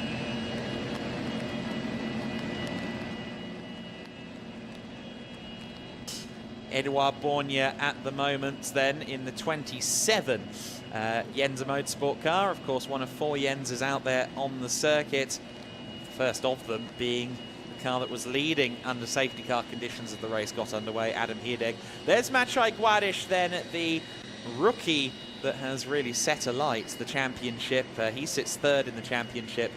It's this man with a lot of eyes on him though, Griffin Peebles, and that is a very closed umbrella. Well, it's an open umbrella, but it's closed in on him to, I think, make sure he gets minimal interruption as he gets his head in the game for the race. He'll have to start this one from all the way back in 20th, assuming we do get to go back to green flag conditions. And he is laser focused at the task at hand, and that task for this race is going to be to try and get himself into those points by hook or by crook. It's going to be a very tricky race for him when this one resumes. You can see the wet Hankook tyres there on the car. Lots of tread on those. I've heard a few good things about Hankook tyres from our drivers, Bianca Bustamante, who of course is racing this weekend in Jeddah, Saudi Arabia with the with the F1 Academy. She said some pretty glowing things about the Hankooks on her first experience with them at Jerez. Gianmarco Pradell there, just ahead of Peebles. This really is 3 very fast drivers there in the form of Peebles and championship leader Peebles, Maciej Gładysz and Gianmarco Pradell in 19th, 20th and 21st. That is not where we'd expect them to be under normal circumstances on the grid. But it was practice times that ultimately decided the order for this one, as opposed to qualifying, since the qualifying effectively didn't take place. And as a result of that, Adam Hirdeg, with that pole position, I think he will have been as surprised as anybody once it all shook out and he ended up with the pole, but it's an opportunity he'll take with both hands. Same applies, of course, to Andres Cardenas. The fact that he is up there in the top 10 in a point-scoring position with just 5 points between himself and championship leader Griffin Peebles, that is an opportunity he probably wouldn't have expected. He wouldn't think that someone like Griffin would be 20th on the grid. But since that's how it's shaken out, he can only try and take advantage. And from P7, he will do his best to do that. I say P7 because Ernesto Rivera, who was in the 5th place, he was the driver that I mentioned slowing down coming through turn 13 and 14. So Rivera, I suspect, will be shuffled back up to 5th, but he was registered 10th across the line. That is because he slowed down there as the cars came back into the pit lane. So I suspect Cardenas will ultimately resume the race from P8. This is all, of course, under the assumption that the race is resumed, because it is, as you can see on the shot, pretty torrential down there. One driver who's done some wet racing before is Ella Lloyd. However, the last time she did that, she had a roof over her head. Not so much luck this time, though, for Ella in her 2nd weekend of single-seater racing. She, however, is down with Izzy Browning. We come down into the pit lane and we've managed to find Ella Lloyd, who's going to give us a chat, and she's somewhat sheltering me at the moment, so I appreciate it. Ella, just tell us how the conditions are out there. Yeah, obviously it's quite wet. It's like qualifying was going in the got cancelled. It's not too bad. It's just really like streams coming across the track. But like the spray is the most difficult part because obviously you can't see the car in front, but just gotta get on with it. We used to do it from the UK. And this is like some of your first single-seater races, so is this anything like you've done before? Well, the weather is like quite similar to back home, obviously with the rain, and I'm quite used to driving in the west, so it's just basically the same and just gotta stay offline. You've had some fantastic pace out there last weekend in your debut, so we're kind of waiting to see if you could do it again once we get the race restarted, aren't we? Yeah, hopefully we can do the same again with a good pace, and the team's doing an amazing job, so I can't thank them enough. Perfect. Best of luck. Thank you for speaking to us. Adam, that's it from down here in the pit lane. We'll head back up to you. Thanks to Ella Lloyd and her umbrella there, keeping Izzy safe from the conditions at least a little during that interview. Course car heading around the circuit, I think doing a track inspection, one would assume. In these difficult conditions, safety is always the priority, and they're just wanting, I think, to make sure that we don't send these drivers into green flag conditions with a circuit that isn't really ready for them. And so I think with the rain increasing, ramping up over the last several minutes, the decision was taken to err on the side of caution and just hope that this rain is only momentary. It is just coming up on 3 o'clock local time here at the Circuit de Barcelona-Catalunya. My understanding has been that weather will ease up significantly around the 4 o'clock bracket. So hopefully we will get some drier conditions, or not drier, but at least less abrasive rain to contend with across the day, which will in turn make the circuit tenable for racing once again. You can see there some of the construction works that are being done to this Circuit de Barcelona-Catalunya. It is very much an active building site as well as a racing circuit at the moment, for better or worse. Quite the mega project that's going on in order to present a new look facility for the Spanish Grand Prix in a couple of months' time. I can tell you that they are working at a pace. There is a kind of additional cover going over the top of the pit building, and it wasn't there at all when we arrived to the circuit on Wednesday. It's now about half finished, and it's Saturday. Nonetheless, 3 days, and they've managed to do quite a lot of work, quite a lot of noticeable work within the paddock and pit area in the time that we've been here. This rain won't be helping them. It's certainly not helping us either around the circuit. The weather is certainly a cruel and harsh mistress at the best of times. We've had a lot of temperamental weather over the course of the last few months here in the WinterSeries paddock. We've had a few rainy days, and then immediately thereafter a few sunny days afterwards as well. And actually, I must credit my sources at times like this. And Marcus Gedlich, obviously the founder of GEDLICH Racing, the man behind the Winter Series package, he actually tipped me in on the El Nino Southern Oscillation weather phenomenon, which tends to happen in this region every 6 to 8 years. And that often does lead to increased rain. And that is quite possibly what we're seeing this year. It's a climate phenomenon that means we get periodical high winds, rain, a little more than you expect in tropical areas. And yeah, that could well be what's happened this year, because it has been rather treacherous out there at times this year. Of course, we have had some absolutely gorgeous days of racing as well. Motorland Aragon, while often windy, we were greeted with quite a nice amount of sunshine across that weekend. Portimao, as rainy as it was on Thursday, Friday, the race days were absolutely gorgeous at the tail end of January on Saturday and Sunday. I think we were nudging 20 degrees Celsius in January, which for British people like myself and the alphalive crew is absolutely unheard of, uncharted and much welcome territory. Unfortunately, we have the Largo del Granollers to deal with this weekend. The Circuit de Barcelona-Catalunya looking very much puddled up at the moment. A few lakes forming on the circuit, although it doesn't look like the rain is falling quite as hard around the track as it was a few minutes ago, which gives me cautious optimism that this won't be too long of a delay.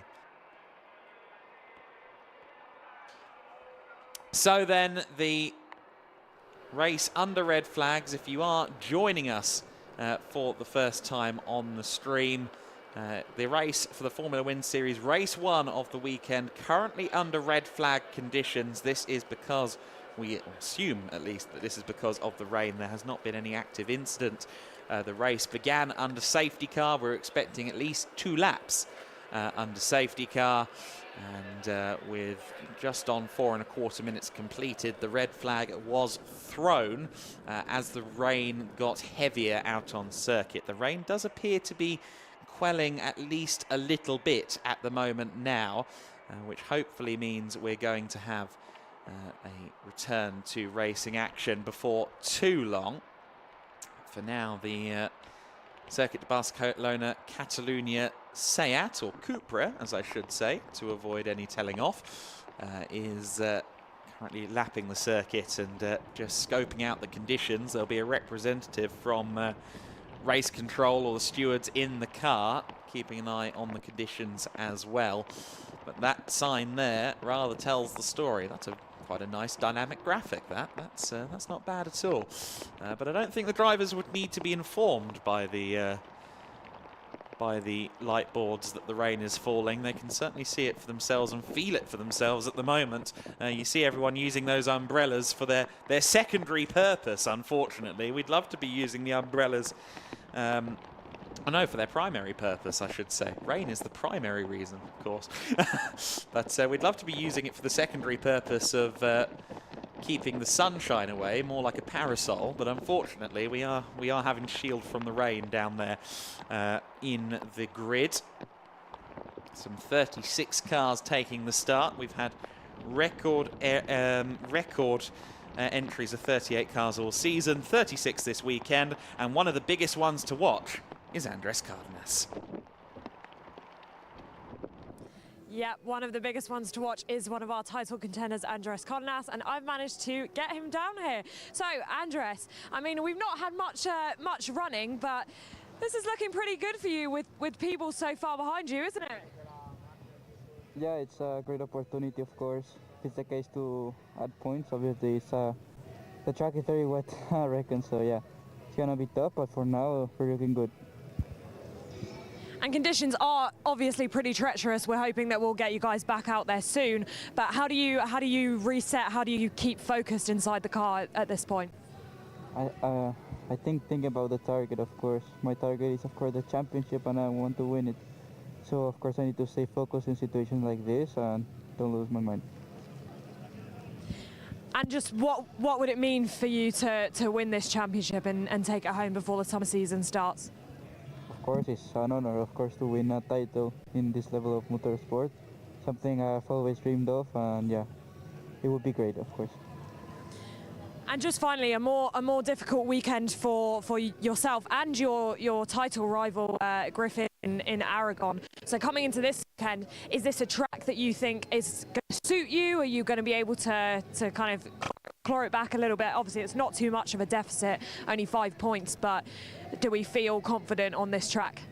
Yeah, of course, it's a track that I've had a lot of experience in. And in Motorland, I mean, we had pace, but some circumstances, of course, crashes, different things. But feeling confident about this track, show okay pace, and yeah, we need to work on it. Is there, we just kind of, seeing as we've got some time, we just kind of want to talk a little bit about the track itself. So it's a lot of long right-handers on this track. That's going to be tomorrow in the dry, potentially quite punishing on the left tyres. So how do you, as a young driver, you learn how to do that tyre management and kind of keep them intact so you've got something at the end of the race? Yeah, of course, it's very tough. Like I just said, in the front left, this track generates a lot of graining, like overall wear on all the tires, because it's such a high lateral, let's say, energy track from the leg from the get-go. I mean, we work on the simulator, this type of things, and yeah, it's very important to work on this. Wonderful. Well, thank you for that insight. Thank you very much for speaking to us and filling our red flag with some interest. We wish you the best of luck this weekend, and thank you for speaking to us. There's one of our title contenders, Andres Cardenas. We're going to head back up to Adam. Thank you very much, Izzy. Andres Cardenas then has some work to do from P7. However, he will be in the points, hopefully, when this race resumes. I like the fact that we're getting waving. Hello to everyone in the grandstand. Wave if you can hear us. Everyone sees the big screen, the podium screen that serves as the backdrop to our ceremonies, is actually broadcasting our live pictures to the grandstand as well during the races, which means that everyone can see exactly when they're on television. So we're going to get a lot of this across the weekend. Hello, guys. Hope you're having fun out there. They've got something of a shelter over their heads, which is more than can be said for some around the circuit. Some of the marshal posts have a nice little seating area around, a covered seating area, but I think some of the marshals are rather unfortunately stuck there in their several layers of waterproofs. Akshay Bora, meanwhile, from 4th position. We heard a little bit about Akshay earlier on from Izzy, that he's had a very consistent year, and consistent is absolutely the word for him. Currently in the championship points, he sits in 9th. Unfortunately, consistent for most of the season, but then had a bit of a rough run of it in Aragon, as Izzy alluded to. Maciej Guadish, of course, also had what one would describe as a rough Saturday at the Formula Wind Series race in Aragon. Didn't get started, didn't get off the line, and was collected by Carrie Schreiner, who in turn tagged James Ernesto Rivera, as a matter of fact. So it was a 3-car incident there. Thankfully, all drivers were okay. Of course, Carrie has been racing in F1 Academy this weekend, so she's all good after that collision. And Maciej's team, the MP Motorsport squad, put in a mighty shift. I think something in the region of 2 to 3 a.m. was when finally the mechanics were able to leave at the conclusion of the day. Sunday morning, 2, 3 a.m., when they had to be back out and on the circuit probably something like 4 or 5 hours later in the garages. It was certainly not a particularly positive schedule for them, but they succeeded in what quite a few people in the paddock thought wouldn't be possible, and that was repairing the car that had heavy rear end damage after race 1 in Aragon. And Maciej somewhat repaid them with a rookie class win in the 3rd and final race of the weekend. Was very impressed by Maciej's ability to almost dust himself off after that one, it must be said. It was a difficult day for Maciej. We spoke to him with Izzy shortly after the incident, and you could tell that he was a bit shaken up, but he's collected himself nicely. He's been on decent pace this weekend. However, the conditions are still pretty bad, and obviously the conditions earlier on meant that the practice times were the main factor in forming the grid, and that hasn't worked out in Maciej's favour. However, I suspect that come Quali 2 tomorrow morning, we'll see a bit more of his true pace, and if and when we get this race back underway, we will hopefully get a true picture of Maciej's pace. If his previous performances are anything to go by, he'll be making up a few positions. Of course, the Formula cars aren't allowed out there on the circuit, and the same, frankly, at the moment would apply to both the GTs and the prototypes also. So one would anticipate this is going to be a fairly lengthy delay for the time being. You can see the water still pooling up and falling on the circuit. We've just got a bulletin through from race control that the session will not restart. So session will not restart is what we've just been told. So this race under red flag after just a couple of minutes of running is now confirmed not to be restarted. That is the latest that has come through just a matter of moments ago on our timing screens. Now that means that the pits are about to become very, very busy as everyone pushes themselves back into the garages. But the session will not restart. Geographically quite useful is the fact that the cars are on the pit exit end of the grid in Formula anyway in the garage plan, so they won't have to do too much work to push a lot of them. But the session will not be restarted in the Formula Winter Series. Whether the race will be rescheduled or whether we'll take results from the limited running we had, or whether the race is completely nullified, we'll have to wait and see. 2 laps were completed, near as makes no difference, under safety car, and I know that in the other categories we do have 2 laps to get half points. Whether that's the situation we'll end up with here, I don't quite know, because we didn't officially complete the second lap, I don't think, before this red flag was declared. We were on the second lap behind safety car when that happened, so we'll have to see what is worked out there. Goodness me, it's looking quite slippery there, isn't it? Judging by the gait of that MP Motorsport Marshal as he legged it towards Keanu Alazari's car. Akshay Bora getting out of the car and helping with the push, which is probably quite a wise decision as well, but everybody will be disappointed that this is the circumstance, but obviously safety is always the priority and the primary consideration. And here at the Circuit de Barcelona-Catalunya, that first Formula Winter Series race has now been put into session will not restart. I won't say declared, that was the word I was going to end that sentence with, because we don't know whether or not there will be plans afoot to have the race at another time, or whether or not we simply declare the results from the red flag, etc., etc. There are a few different possibilities, but what we can tell you is that unfortunately we're not going to get a Formula Winter Series race for the time being.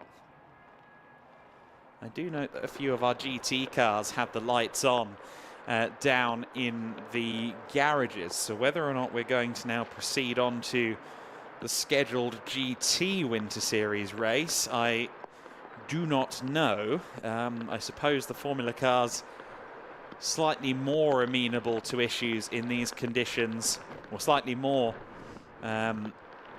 prone to issues in these conditions than the GTs. GT's a little more amenable to racing in near torrential conditions. So maybe we will get some more racing with the GTs. We'll wait and see what kind of information is put forward, but for now I'm telling you all I know, and that's all I can do. There is the Cram car then, the number 37 machine.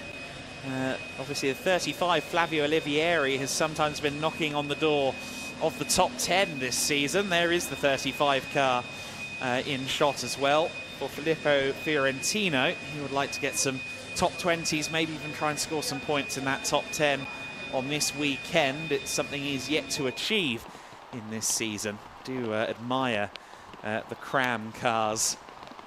They are very well turned out machines with more than a whiff of Williams Academy colours about them to my eye. I am a proud member of the Dark Blue Race Cars Appreciation Society, Force One Vipers and Prost F1 cars, things of that nature. You see there as well, there's something on fire outside the circuit. We've had a couple of cameramen take pictures of that and show it to us. We're not sure quite what that is, that plume of smoke that you've been seeing in some of the shots.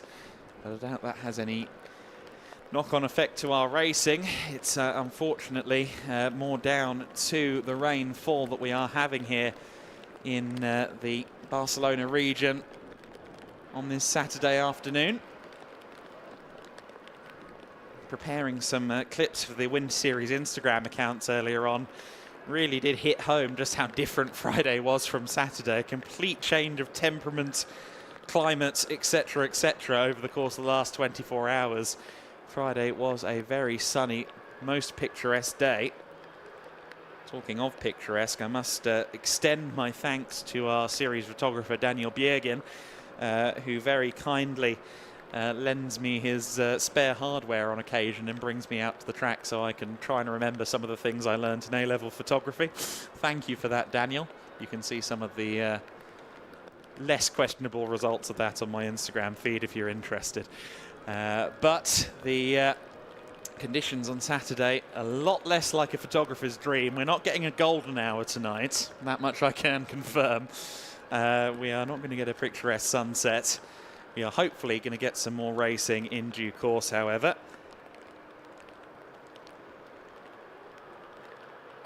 So we will again await information as and when it comes.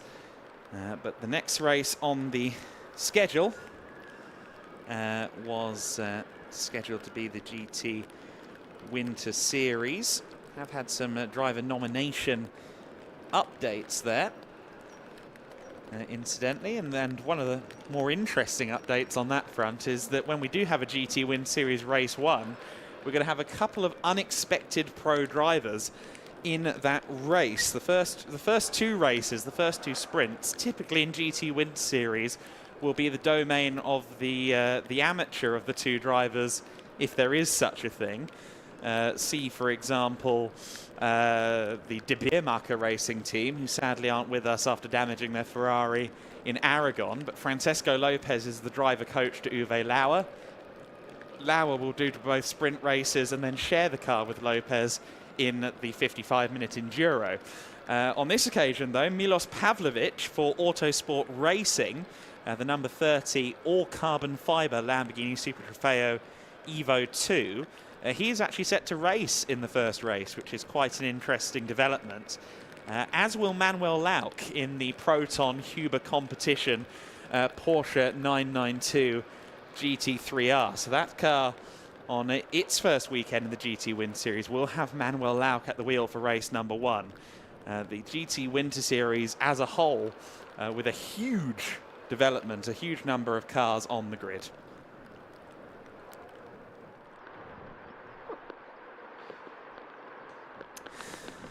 So then the GT Winter Series will, in theory, be our next on-track action, provisionally speaking, but we are again waiting for information from race control, from organisers and so on. And we'll have updates for you as and when they arrive at our desk, but for the time being, everybody is just trying to work this out. And of course, the one thing we cannot control, the one thing we cannot work against particularly, is the weather. Until it improves, we have to make do with what we have. It doesn't look like it's falling too hard right now, the rain out on the circuit. And again, I feel like I'm hearing a selection of idling engines from across the circuit. My commentary box, incidentally, if you're interested in this kind of thing, is in that main grandstand, which is geographically challenging, for that means I'm away from the paddock, but it does mean I have a very good view of what's going on in some of the garages. So then, I understand that back in Formula Win Series world, Izzy Browning has bumped into Adam Hideg, so let's go down to the young Yenza Motorsport driver. I have indeed. I've got Adam Hideg, our pole sitter from that race, the race that wasn't really a race in the end. So Adam, how was it out there? Yeah, we just did 2 laps behind the safety car. It was, for me, it was quite okay because only the safety car was in front of me, so I could be in clean visibility. But behind me, I think it was quite tough, quite similar to the qualifying. Also, when I was driving there, it was just not a lot to see. So yeah, it was, I don't know, from my side, it was quite okay. I was leading the pack. But yeah, for the others, for sure, it was not easy. But yeah, now I'm waiting for the results because I think we crossed the line twice, so I think it has to be half points. And yeah, I'm waiting and let's see. And obviously we've not had much of a race today, but can it give you some sort of learning for tomorrow when you get back out there? Yeah, today was not a lot of driving. I think 1 lap in the quali, 2 laps now, behind the safety cars. So yeah, but yeah, yesterday the speed was quite good in dry conditions, so we actually made the fastest time, but even there was a small mistake in my lap. So yeah, I think I'm looking forward for tomorrow. I think we have a good speed, and then let's go for it. And it seems like you've come on in the last couple of weeks because you had a decent weekend in Aragon as well. So do you feel like you've taken some confidence into this weekend, having done well in Aragon? Yeah, indeed. So first 2 weekends was not too easy. First weekends in formulas. Then in Aragon was a lot better. We were struggling a bit in the quali. We did some mistake. But then the races were very good, so we could move up a lot of places. We scored our first points, first rookie podiums, and now, yeah, here we were immediately a lot better. And yeah, the free practices were quite nice, and now looking forward for the races. All right, well, we'll hope we get you out on track tomorrow then. Yeah, hopefully. Perfect, thank you. Best of luck for tomorrow, and thank you for speaking to us. As our pole sitter from that race, Adam Hideg, he'll be hoping to get out on track tomorrow and get some good results like he just said there. So we'll head back up to Adam and see if we can bump into anyone else. Thank you very much, Izzy. Just coming up on some positive news in the last few moments. We are expecting the pit lane to open, the pit exit to open at 15:30 local time, in other words, about 11 minutes, at which point the GTWinterseries cars will head out onto the circuit. So we have been hearing the timbre of GT racing engines from across the way, and sure enough, we will indeed have a GTWinterseries race starting under the safety car for at least 2 laps, as is protocol in these kind of conditions. So we are going to see the GTWinterseries drivers rolling out there within the next few minutes. The grid for that race is certainly a very compelling one. 2 Mercedes AMGs set to start from the front. 2 very different drivers though. The young charger J-Mo Hartling, who is on the verge of securing a GTWinterseries title along with his cohort and co-driver Kenneth Hyatt. He starts from second on the grid. The pole sitter for this one is Piotr Rivera, the Goodspeed Racing team, making their second appearance of the year after previously joining us in Portimao. He's joined by the pro driver Dan Arrow. Again, the qualifyings today have been more than a little contrived and tricky, given the conditions we've had all day long. And that does mean we have some rather interesting grids of Finn Wiebelhaus and Manuel Laut from row 2 of the grid. Under normal circumstances and dry conditions, we know that Finn and Manuel would be quicker than Piotr, not by too much, but certainly would normally be a little bit quicker by the way of the form book. But Piotr Rivera seems like a very handy wet driver. The wet conditions, We'll be watching on that one with great interest. Christian Hook as well from row 3 of the grid. He could be one to watch in the Rinaldi Racing Ferrari 296 GT3. Last weekend in Aragon, the number 115 crew actually competed with a Porsche 991.2, the previous generation Porsche GT3 car. The Ferrari was just 2 or 3 days removed from a test for another series, so as a result of that they decided not to drag it out to Aragon, but rather to deploy the older Porsche, and it went well by all indications. Some good podium results in their weekend. A deluxe field of cars though for this weekend in the GTWinterseries, over 30 joining us for our biggest grid of the year. Traditionally, Barcelona often is our largest grid of the season. A lot of drivers keen to get their eye in at the Circuit de Barcelona-Catalunya, of course. That F1 factor that's often mythologized, it is a real thing. The drivers want to race in F1 at F1 circuits. As we say, pit exit set to open at 1/2 the hour. We then expect at least 2 laps behind the safety car. Now, whether the race actually starts behind the safety car from pit exit at 1/2, I'm not quite sure. I don't know if we'll actually see them line up for a formalized grid. So we might well get the race started at 1/2 of the exit pit lane. But the information I've been given thus far isn't all the way clear on that. So regarding the championship situation, the GT Winter Series points table is more complex, to put it gently, than the one we see in FWS. But I can talk about that again in a little while, because for now, we can welcome back, for the first time since Valencia, Mikael Kapfinger. He's down with Izzy Browning. Yes, I'm back, and I managed to bump into another driver. We've got Michael Kapfinger with us. Michael, I mean, it's looking pretty wet out there. You obviously haven't been out to race yet, so how are we feeling ahead of the race? Yeah, it's really raining. You need to be very careful with the curbs and everything. And now we're starting from P9, not the place to start, but we wanted to start in the first or second row. The qualifying was not so good for us. We struggled a little bit with the tires because we didn't get them to temperature. And yeah, let's see, maybe we can turn it around in the race and yeah, maybe end the race on the podium. Well, there's maybe you're not starting on the front row, but there's places to be made up, isn't there? Yeah, that's for sure. I have some cup cars, I think one cup car in front of me. And yeah, in the first 2-3 laps I need to warm up the tires because we don't heat the tires. But then, yeah, let's see what we can achieve, and we just can do our best, and yeah, let's see. And in terms of this track, is this a track that you're like particularly comfortable at? Obviously, doesn't look particularly comfortable conditions out there, but are you comfortable to drive and ready to go? Yeah, for sure. The car feels good. Only the tires needs to be in the window we wanted it to be, and yeah, let's keep pushing.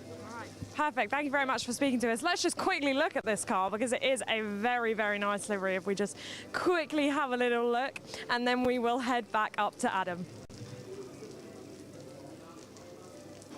Yeah, gorgeous livery on the Team U Sportwagen Technic car. That was apparently Mikael Kapfinger. I'm surprised he's not already in the car. He likes to be ready to go. I thought there was Johannes, to be honest. I thought it might have been the other twin.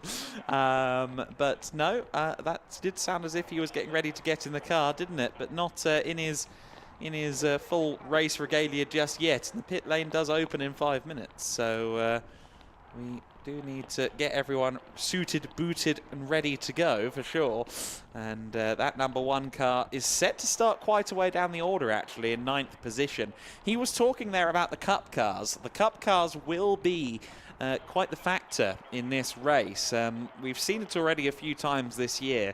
While the Cup cars are, of course, on paper a little bit slower than the GT3s, in these wet conditions, the things that actually make the GT3s quicker, the increased aero, well, that's not as much of a factor because it's too wet to go through the corners at full speed. The stiffer chassis, stiffer suspension, neither of which particularly help in the wet conditions. You want a more forgiving car, a slightly softer car. Wider track tyres, definitely not useful in the wet conditions. If anything, the bigger the contact patch, the more chance of aquaplaning. That does mean that Porsche 992 Cup cars in particular are very, very quick in the wet conditions versus GT3s. So you look down the grid, the likes of Leandro Martin starting in 6th place, and you do have to really keep that name in mind and think that is going to be a driver that can challenge for results in this one. So he will be starting from P6 on the grid in the Racar Motorsport car. Incidentally, that team, Racar Motorsports, they are important, very important, underlined twice in red, in regards to the overall championship, because they're the only team that can mathematically keep the title race going into our second run of the weekend on Sunday morning. The gap is something in the region of 27 points between JMO Hartling, Kenneth Heyer in the lead, and Martins and Dieter Sveps in second.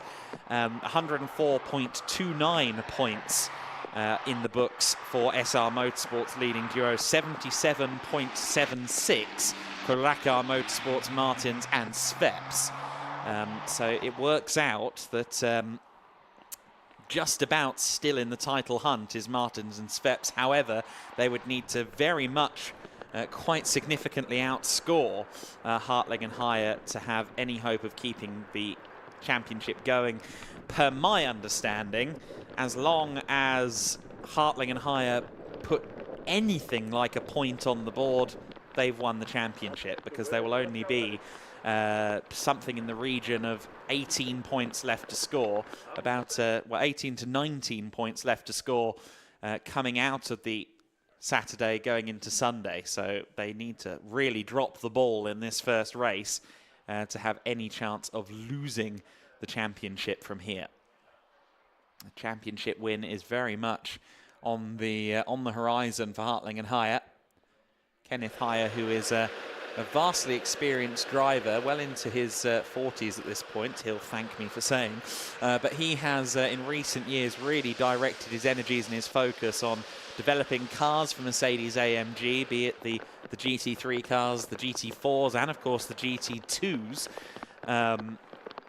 and developing driving talent. That's exactly what we've seen him do with JMO Hartling, to the point where Hartling has most of this season been the quicker of the two. And to be honest, Kenneth is not the most self-centered man in the world by any means. I think he kind of holds his hands up and says, yep, JMO's quicker now, you know, and that's fine by me. That's always been what I've wanted to see from the boy. And yeah, that is great to see.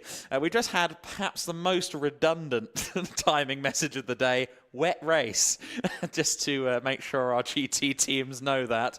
But you know, it's always worth making sure you've actually bolted the wets onto the car.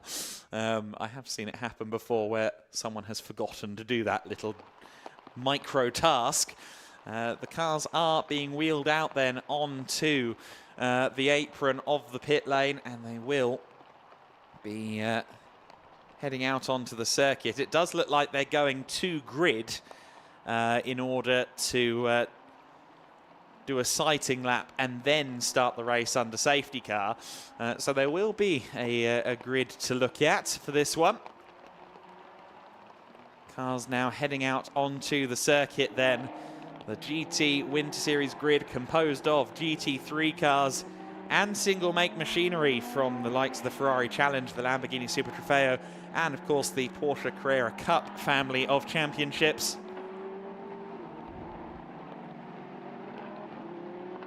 Quite the unique melting pot of machinery on this grid. We're also joined by a GT2 car for the first and what will be only time this season. The Razoon Racing squad have brought out their GT2 car. That is the KTM Crossbow GT2.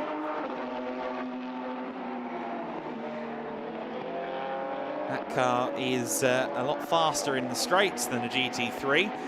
However, it does lose out in the corners under normal circumstances. However, in this wet weather, that might not be as big of a factor. What will be a big factor, though, for starting driver Thomas Anderson is the fact that he starts all the way down outside the top 20. So the KTM's potential effect on the race is limited. A few drivers that are further down the order than I would have envisioned. One of them is Almery Bonduel, who will start from 17th on the grid.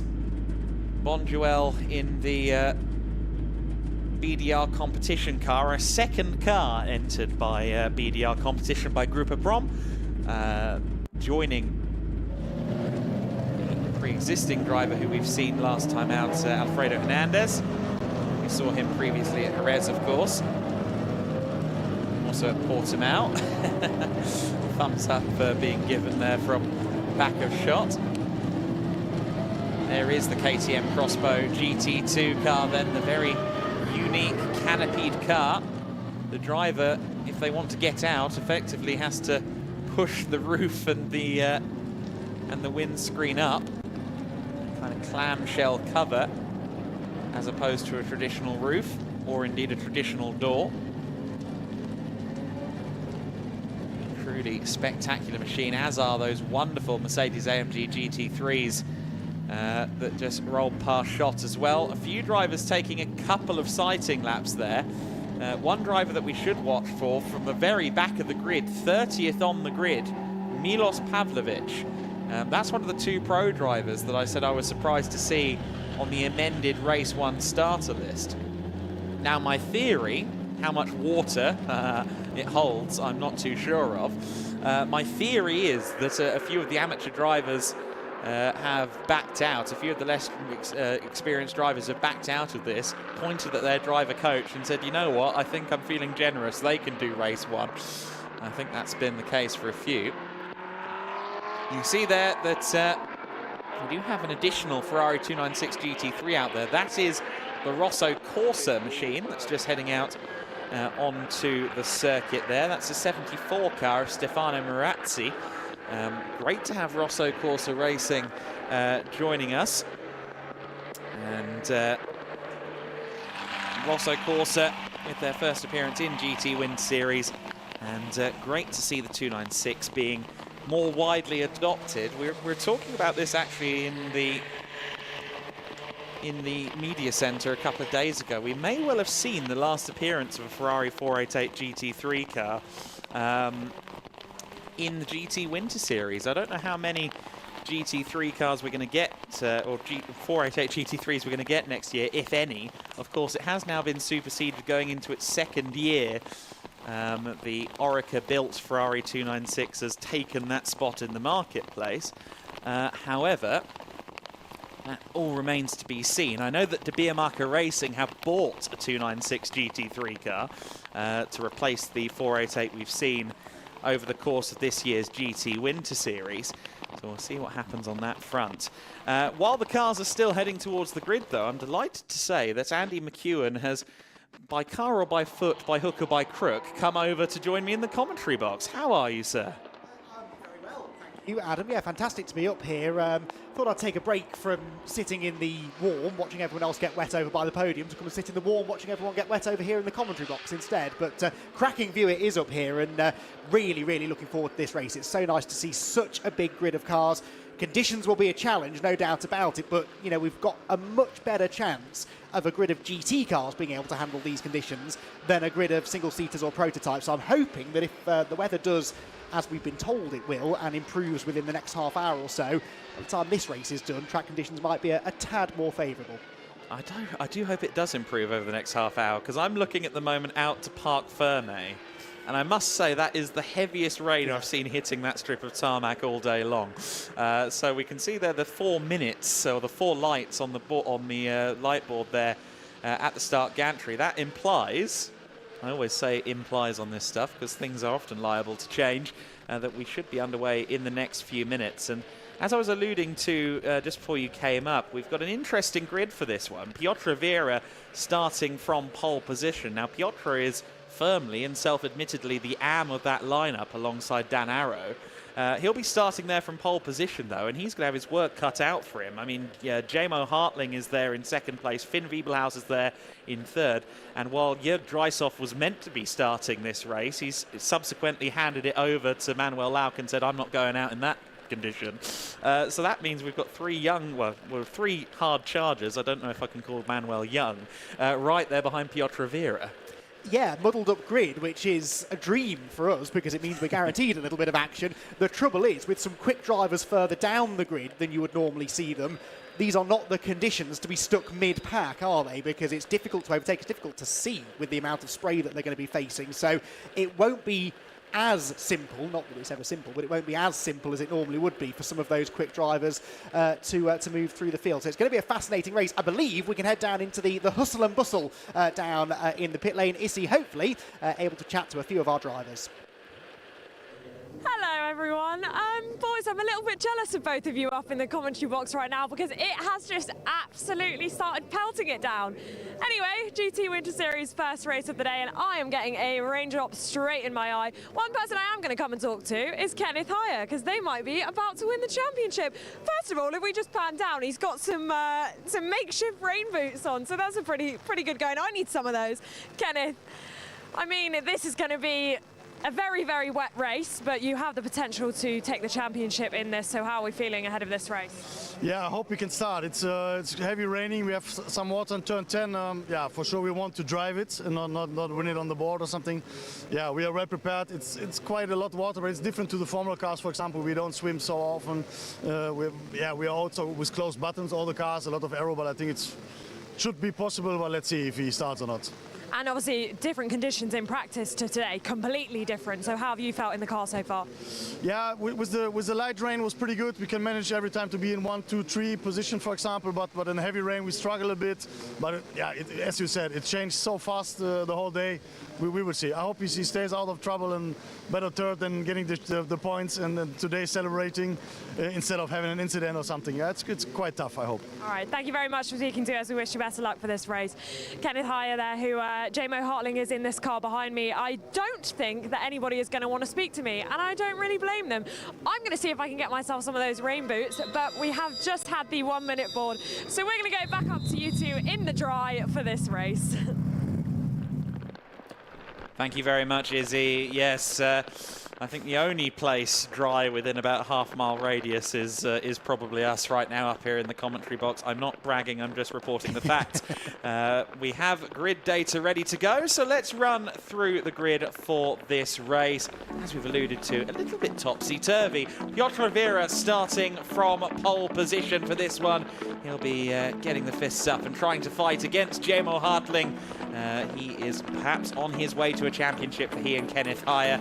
Finn Wiebelhaus, he's won 5 races from 6 appearances in the GTWinterseries. Can he make it a 6th win of the year from row 2? He's alongside Manuel Lauk, Christian Hook and Leandro Martins, the first of the Cup 2 runners, making up row number 3. Row 4 of the grid, Martin Kazmarski in the 147 car. He's had some good appearances so far in the season in these kind of conditions. Hubert Darmetko starts from 8th place. Mikael Kapfinger and Luca Arnold round out the top 10. Noah Stromstead, the junior single-seater star, making his first appearance in GTWinterSeries alongside Father Morton this weekend. Stefano Marazzi starting on the 6th row.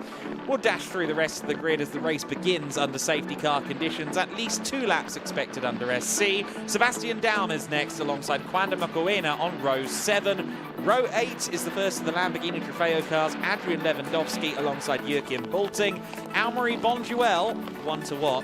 He starts from row 9 of the grid alongside Frank Kivitz.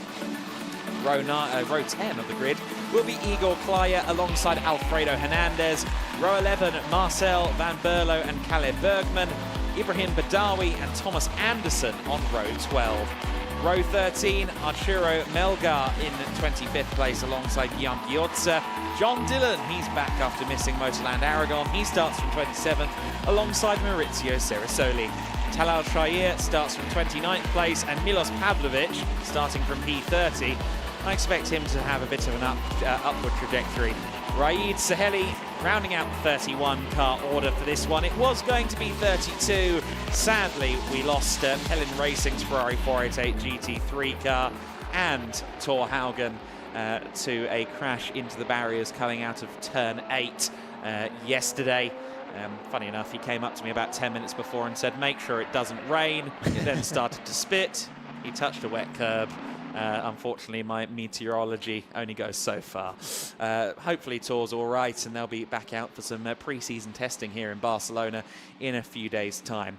But Piotr Rivera then starting from the front. The Mercedes-AMG GT3 is the weapon of choice in a lot of the GT3 racing categories around the world.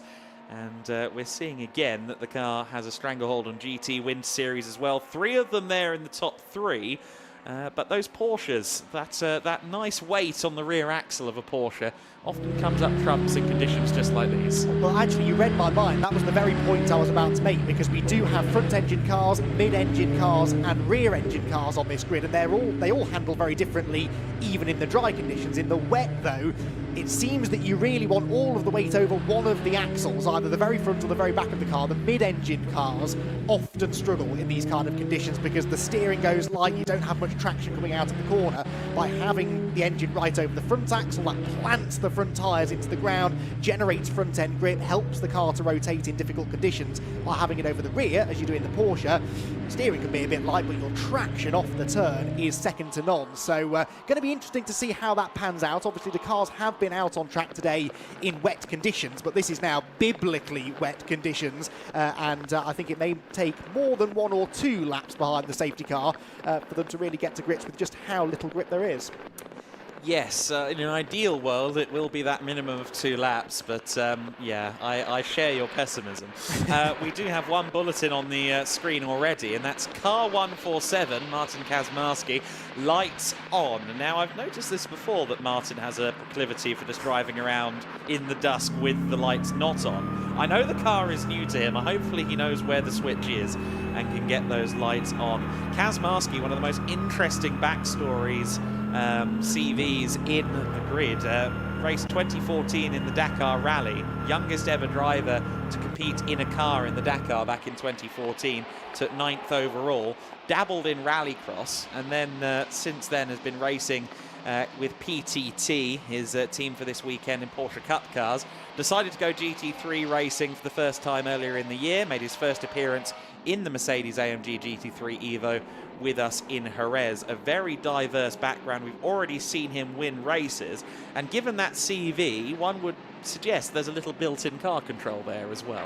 You would imagine so, and I think that may come in handy over the next 25 minutes or so. I mean, we're seeing, speaking of, someone has now lost. That's Martin. That is unbelievable, Adam. What have you done? Car control skills will only take you so far, because the point I was about to make is it really does look a bit sketchy out there, doesn't it? There is so much standing water, even on the racing line. The rain is coming down more quickly than the very efficient tyres on these GT racing cars can clear it off the circuit, and unfortunately it doesn't matter who you are or how experienced you are, it can catch you out. When I first met Martin Kazmarski in Jerez, he tested me on my Martin Kazmarski knowledge and was so happy that I knew all the relevant stats that he gave me a hug. I dare suggest if I see him in catering this evening, I might not get a hug. I know he watches these back. Red flag, unfortunately, has once again come up on the board. Understandably, I mean, I said it a few minutes ago, the level of rainfall visible on Parc Fermé, on the tarmac in general, is looking worse than I've seen it all day. So I'm not exactly surprised that the red flag has been called. As you said, the aquaplaning is a very real thing. A lot of these cars, even the Cup cars, still have a very wide track to them. There's a lot of contact patch to contend with, and in the wet conditions, that means that it's very liable to end up aquaplaning off into the gravel. Yeah, absolutely. And you know, we jest, but if Martin Kazmarski can be caught out by these conditions, then really anyone can, you know. And he was quite a long way out of turn 4 by the looks of it when he lost control. So that really does look as if he's just aquaplaned straight off the circuit and into the gravel trap. So I think it is a little bit too wet out there, really. The fact that they're losing control at these speeds means that unleashing them fully is perhaps not the best of ideas. But back into the pit lane they will head, and hopefully, we say with everything crossed, we might be able to get the race back underway in the relatively near future. It is 3:45 local time here, so we've got a couple of hours to play with, Adam. We can afford, if we need to just try and sit this out, but you're right, I had a little glimpse at my weather forecasting a moment ago, and if anything, the rain now set to be heavier at 4 o'clock than it has been all day long. Yeah. So things changing, but not necessarily for the better. No, it's very unfortunate, but we can only do so much about it. As you said, 4 o'clock was touted all week, frankly, as the glimmer of hope point of the day, and sadly that glimmer of hope has been thrown into the annals of history. We now have a very pessimistic forecast going forward for the rest of the day. The spectacular GTWinterseries grid then is pulled up, unfortunately, in the fast lane of the pits, not where we want them to be, but right now sort of where they have to be. Get a good shot there, though, of some of the various different specifications of car we have out there on the circuit. The Cup 1s, the Cup 2s, and indeed the Cup 3s and 4s. We do have a Cup 3 car out there on circuit, of course. That being the Noah Stromstead-driven machine, the Sunder Motorworks car, an older specification of Porsche, the 991.2 Cup car. So that means we have 5 classes on the grid, which, of course, when you go back and do your podium ceremonies, that means there's a lot to do at the end of a GT Winter Series race as well. It's not a very big room behind the podium either. We struggled earlier on with the GT4 race to fit. I think it was 4 class worth of driver in there, and they're all sort of fighting their way out between each other. So, yeah, it's going to get busy down there, if indeed we get to that point. I hope we do. Yes, it's certainly going to be busy when we get down there. But it's nice as well, especially with a big grid of cars like this, Adam. It is important to give all drivers of all experience levels some motivation, something to fight for out there. There is a class kind of for everyone, whoever you may be, whatever car you are in, and it means that often the battles that we really need to focus on are those going on further down the order, and going to be fascinating as and when we do get racing started to see how perhaps some of the less experienced drivers get on, perhaps new to racing this class of car. What a baptism of fire this will be, because as we've touched upon, they're not the easiest of conditions, especially if you're not that au fait with the car. Yeah, absolutely. And so to answer a question that I suppose some may have, as to why the 992 Cup cars have their own class, the Ferrari Challenge cars have their own Cup class. There are quite a few series. I look at the likes of Belcar, for example, where they do kind of BOP them together into something of a GTC class. The reason that's not done here is several-fold, but one of the primary reasons is that part of the purpose is to get people ready, in some cases, for their summer campaigns. Therefore, it makes the most sense to be able to drive the car kind of in the spec you're going to be driving it in throughout the summer. Hopefully, they won't have to drive them in conditions like these during the summer. We can't even do it in the winter at the moment, unfortunately. No, indeed not, but pristinely prepared cars down there in the pit lane, as we're seeing. That was the pole-sitting Goodspeed Racing team Mercedes, and they're really going to all lengths to protect Jamo Hartling's Mercedes from the elements. There is Jamo Hartling's view, and I use the word view in inverted commas. Do you know what, though? Actually, Adam, I don't think that's a terrible idea, because for a racing driver, there's a lot going through your mind at this point. You know, you're in the car, you've got yourself all hyped up, ready to go. You're sort of jumping at the opportunity to go racing. Then we stop the race, we put you in the pit lane, and you're just sort of sat there to think, and sometimes shutting off the outside world. Not necessarily the worst of ideas, but Jamo Hartling also trying to prevent any moisture getting into the car as well, because the last thing you want is misty windows. This is a car I want to touch on very quickly, the 911 machine of Leandro Martins. You might notice that it looks alarmingly like the Villico car that we saw last weekend at Motorland Aragon. That's principally because it is the Villico car we saw last weekend in Motorland Aragon. A third Porsche 992 GT3 Cup chassis of the season for Leandro Martins. If you were watching with us in Estoril the season opening weekend, he got tagged by Adrian Lewandowski as the race got underway. Huge impact with the barriers. He was A-OK, the car was not. So they bought a second machine off of last year's champion Johannes Kapfinger, who's here this weekend in the youth entry in GT3. They bought his championship-winning car from last year's GT Winter Series, and it was going really, really well until race 1 at Aragon, where the suspension was prohibitively damaged. And rather than repairing that car, they've got themselves another one. So chassis 3 for race number 6 of the season. It's been a very difficult year for Leandro Martins and Racar Motorsport. But in spite of that, when their results have been able to stack up, they have been stacking up nicely. Leandro, along with driver coach Gtws, currently sits second in the championship. Currently the only team mathematically that can get up there and challenge Hire and Hartling, but it will take effectively a non-scoring weekend for Hire and Hartling for them to lose the championship from this point. This then is the number 1 car shared by Johannes and Mikael Kapfinger. Mikael at the wheel for this one, and great to see Sportwagen Technik back with us, a very consistent supporter of the series over the years, and the Kapfinger twins I think are going to be ones to watch. We know here in the GT Winter Series quite what they're capable of. They're going into the ADAC GT Masters for a full campaign with U Sport Wagentechnik next year. That series, incidentally, very resurgent going into the summer. I think the international GT racing scene might have to keep an eye on those two, to be honest with you. I think you're probably right, yes. They've certainly caught our attention, haven't they, of late, and they are getting to grips with the car. They're getting useful mileage in, as you said, pre-season, and that really is invaluable. Not at the moment they're not, but hopefully as the rest of the day goes on. The 111 car then is next. That's Luca Arnold in the Schnitzlam Racing Mercedes, and that is another car arguably you would expect to pick up a few positions perhaps as and when we get the race underway. And then one of the Porsche Cup cars in line behind, that is Martin Stromsted, the Sunder Motorworks car, with the Norwegian flag livery adorning that one. The cars are all getting a good clean now, aren't they, as they're sat there in the pit lane. They will never have looked better. Hopefully, when the race gets underway, they can get to the checkered flag still looking just as pristine, Alan.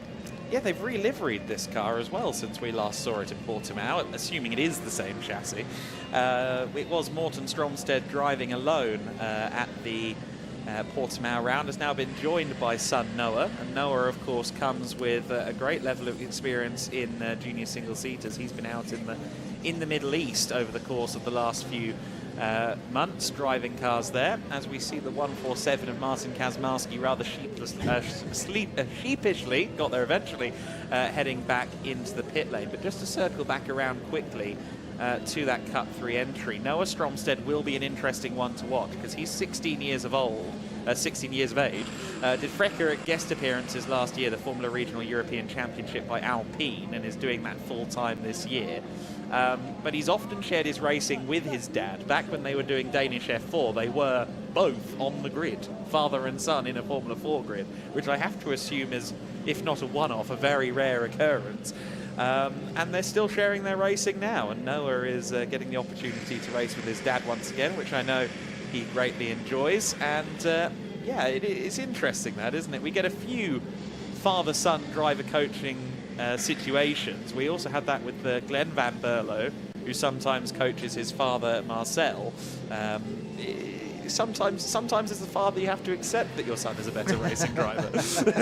Yes, not always an easy realisation to come to, I can imagine, but you know, GT racing is the place to do that, isn't it? If you want to race with a family member in particular, it is a great place to do that. We see multiple fathers bringing their sons through into GT racing, and very often the son immediately jumps in as a silver grade driver or a gold grade driver, the father perhaps the gentleman by that point. But it's an interesting team dynamic because, I mean, you're always going to be frustrated if your teammate bins it or doesn't really perform to the very best of their capabilities, but usually you don't have to then share the drive home with them discussing exactly how they fell short of your expectations.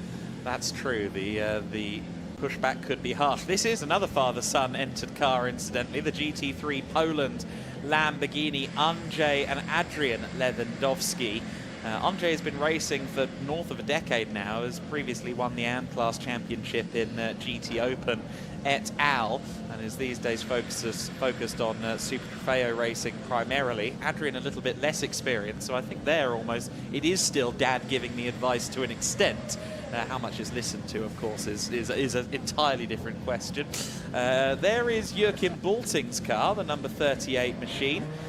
Joachim, who I'm always fascinated by. Has he got? Oh, that's different. No, he's got a cooling device in the car. In fact, I think he might be trying to get rid of some of the condensation in the cockpit of that. But I look back at Joachim's record coming into our first round in Estoril and said, I can't find anything that you did before the 2015 Britcar 24-hour. What else did you do before? And he went, well, that's because that was my first race. He drove a 7-litre Chevy-powered Marcos Mantis in his first ever race, and it was the Britcar 24 hours. After that, I think any other car that he steps into is going to seem like a very, very easy proposition compared to a Marcos. And I'd imagine he probably had a little bit of inclement weather to deal with that weekend as well, being Silverstone. It is often grey and equally as often fairly damp as well around there. So, yeah, what a car to make your racing debut in there. Most people these days go for something small, low-powered front-wheel drive, and that is quite frankly the exact opposite. But you know, there is something to be said, I think, though, for challenging yourself, particularly at an early stage of your racing career, rather than taking things easy, because you will learn an awful lot in a situation like that that you can then take forward into your racing career. Now, Adam, we're starting to get a bit of news, I believe, on a possible restart to the race. Yeah, it looks as though we're going to have a restart in 5 minutes behind the safety car. Now, what time did they put that bulletin out? They put that bulletin out this minute. So, yes, in about 4 and a bit minutes' time, we should get the race restarted behind safety car. Now, it's not raining as heavily. It has not ceased raining at any point since the red flag has flown. So that is... We'll follow that, so we'll see how we go once we are rolling. Hopefully we get some green flag running in. Now we do need to cover this. The 88 car of Frank Kivitz. Last time he was joined by driver coach Kevin Morocco, a former FIA Formula 2 racer back in the days when Jonathan Palmer ran the championship. This weekend he's got someone who around the same time was racing in Formula 1 in the form of Timo Glock. Timo Glock is racing that Ferrari 488 Challenge car, I believe only in the endurance race, as is part of the course for the driver coaches. But Timo joining us, not the first XF1 driver we've had in GTWinterSeries, but certainly quite the interesting name to have along. I wonder how many times this weekend he's been asked about a certain race in Brazil that he played a fairly significant part in a number of years ago. We won't go there, but I will. remembered for much more than that in his Formula 1 racing career, I should stress. But yeah, certainly cemented his place in the history books, whether inadvertently or not. But yeah, going to be interesting to see how he gets on out there. This is a time where a driver coach, certainly someone of Timo's experience, is invaluable, especially if the other driver is particularly inexperienced. There's a lot more, I think, that goes into driver coaching than simply teaching them where to brake, what line to take. It's the mindset of a racing driver as well. And, you know, some of these drivers, again, the longer they sit here, the more keen they are to just get on with it and go racing. And the temptation is there when the race does resume to really go hell for leather and take big risks to try and get to the front, but that's not usually the best approach to have, particularly in conditions such as these. So I would imagine Timo's on the radio, he's been in there chatting and sort of making sure that the driver, as all the driver coaches will be, that their drivers are in the correct mindset to resume racing. It is a patience game, this, particularly when it's so easy, as we've already seen, to drop the car off the circuit. Yes, exactly right. And of course, there's such a huge skill set to be learned there in terms as well of anticipating what the conditions are going to be lap on lap. And it's those most gifted drivers of all that can work out what the weather is doing around them and what conditions they may face going into a deep braking zone lap on lap. We have some really talented drivers on this grid. Incidentally, I will just say, I believe the first XF1 driver we ever had here in GTWinterseries was Marcus Winkelhock. Now there's a driver that would have done good in these conditions, yes, based on his one appearance in F1. Timo, I'll give you the good bit of Timo's CV as well. 3 podiums in Formula 1 for Toyota across 2008 and 2009, and that's the bit we should remember him for. There is the number 62 car, the Egyptian racer Ibrahim Badawi, at the wheel of this one, the DL Racing Lamborghini Super Trofeo Evo 2. Now, he turned 18 since we last saw him, and he's also got his driving license since we last saw him. He was not a road driver until very, very recently indeed, despite blasting a Lamborghini around the circuits of Europe for the last 18 months or so of his existence. Absolutely wonderful kid, and has been very, very quick and very, very brave at Jerez with us earlier in the season. There's the KTM GT2 car, and I will take the moment to say, GT2 cars, to me, the most impressive looking GT cars of all, because even though they have less aero and not quite as wide of a track, huge wings, they just look so aggressive. Very futuristic, aren't they? And that, for me, is what a GT racing car should be. It should be the kind of car that, you know, kids are putting posters up on their wall of, and you can imagine certainly that car is adorning a few teenagers' bedroom walls as we speak. But very difficult cars to drive, those, actually. They're designed to be quite challenging to drive, which is interesting because it sort of markets itself more towards the gentleman driver. But I guess it's, again, that steep learning curve can do them some good, and they're certainly a kind of car that you need to treat with a little bit of respect. See also LMP3, I would suggest as well. Quite a few people say, right, I want to be a racer at the Le Mans 24 Hours. Obviously, these small prototypes are the first step, and then, well, then they find out. The safety car is rolling, as is the field then. So the race goes back into action. We are once again seeing the clock tick down, and well, again, we suspect we're probably going to have 1 or 2 laps under safety car before we actually go back to green flag conditions. But let's take the opportunity to reiterate the order they come out onto the grid in. It is Piotr Vera who lines up, or will be leading the train of cars behind the safety car in the Goodspeed Racing Team Mercedes. Similar Mercedes from SR Motorsport and Haupt Racing Team follow that. JMO Hartling, Finn Wiebelhaus. Manuel Lauk sits in 4th position ahead of Christian Hook in the Rinaldi Racing Ferrari 296. Lakar Motorsports' Leandro Martins in 6th position, the first of the Porsche Cup machinery. Martin Kazmarski, Hubert Darmetko, Mikael Kapfinger and Luca Arnold round out your top 10 as they roll behind the safety car. Again, it does look as though the rain has let up a little bit. We'll be hoping that this one gets underway in the not-too-distant future. Of course, we will have to keep an eye on Martin Kazmarski because he had his dramas earlier on. In fact, I can see that Kazmarski is in the pit lane still, according to the timing screen, as is Christian Hook. So I think one may have learned his lesson and the other has decided he doesn't want to find out. Yes, I think I spotted Christian diving into a garage, actually, as soon as the cars came into the pit lane. So I don't know whether he was fighting some sort of technical issue before that, or he's just decided, quite frankly, not worth the risk, which I really wouldn't blame him. But I will say, tentatively, that from what I'm seeing so far on this outlap, the conditions are not as bad as they were. There is visibly less standing water. It's clearly still very wet, but there is visibly less standing water, certainly on the racing line. The odd sort of river or stream of water coming across the track, but nothing that a couple of laps behind the safety car won't teach the drivers and allow them to learn which bits of the circuit to avoid. I think we might just be good to go racing here before too much longer. I will not add to that because I always seem to jinx it. So yes, as you said. Piotr Oliveira then at the sharp end of the order. Goodspeed Racing Team back with us for the first time since Portimao in what I can tell you is a photographer's best friend, that car. I have heard many a positive noise from the photography end of our paddock about that number 14 car.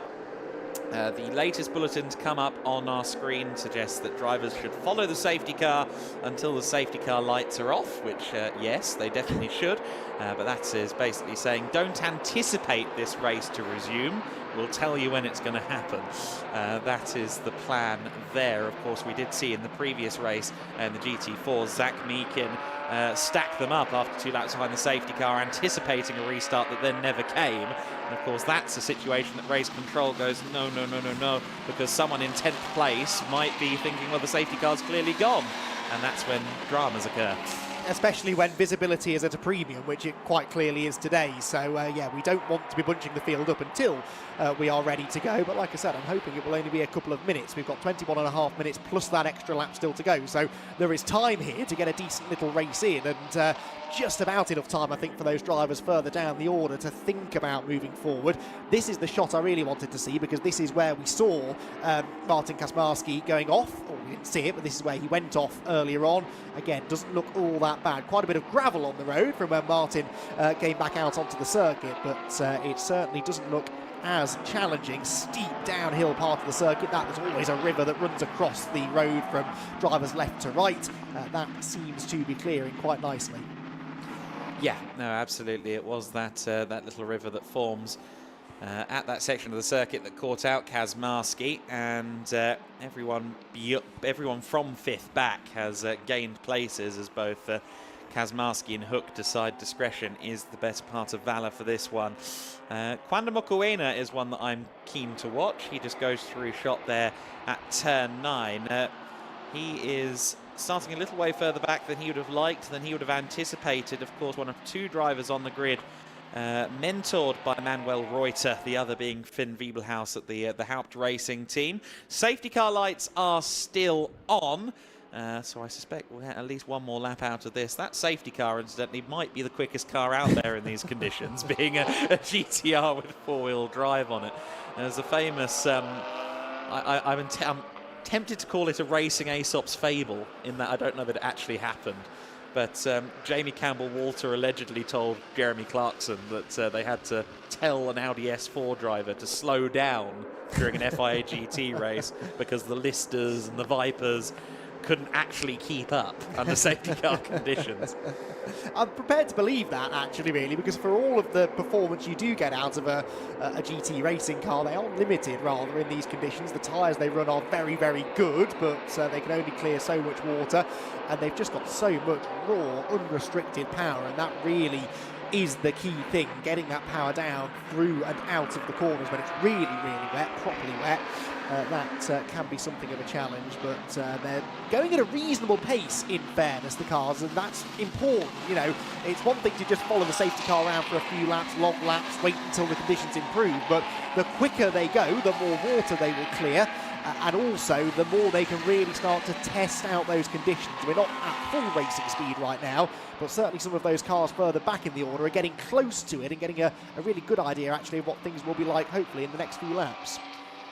Yes, absolutely. It's I think it's interesting. A few of the parties at the back probably aren't going much quicker than they will go under racing conditions. The safety car queue is a little bit spread out. There is the 992. We see a couple of 992 GT3s going through shot.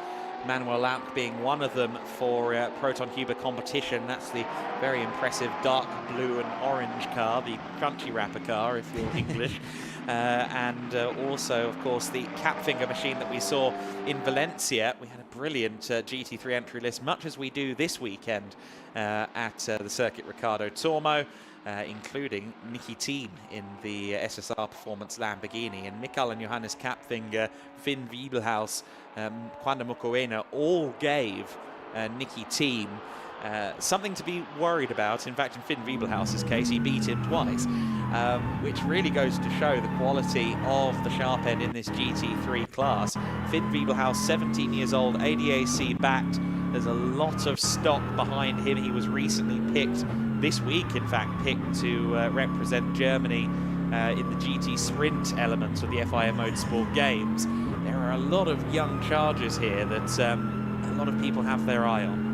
Yeah, no, absolutely, and that's another valuable element of these winter series. You know, it may not be the sort of proper championship that a lot of drivers are focusing on in 2024, but there are always people watching, and you know, the profile of winter series such as these growing all the time. That means more eyes on them, bigger teams start to get involved directly in the racing as well, and any time you're out there as a young up-and-coming racing driver, anytime you're on circuit, even on a test day, somebody will be watching your lap times. They'll be chatting to, you know, be talking to their sources in the paddock, and you know, it is on days like this even where you could just catch the right person's eye at the right time and really, really push your racing career forward. Now, I think, Adam, perhaps more than standing water, this is now becoming the problem, really. It's the spray. There is still clearly quite a lot of water on the track, and if you are anything further back than about 5th or 6th in the queue, your visibility is limited or perhaps zero at some of the faster parts of the circuit. That is a worry.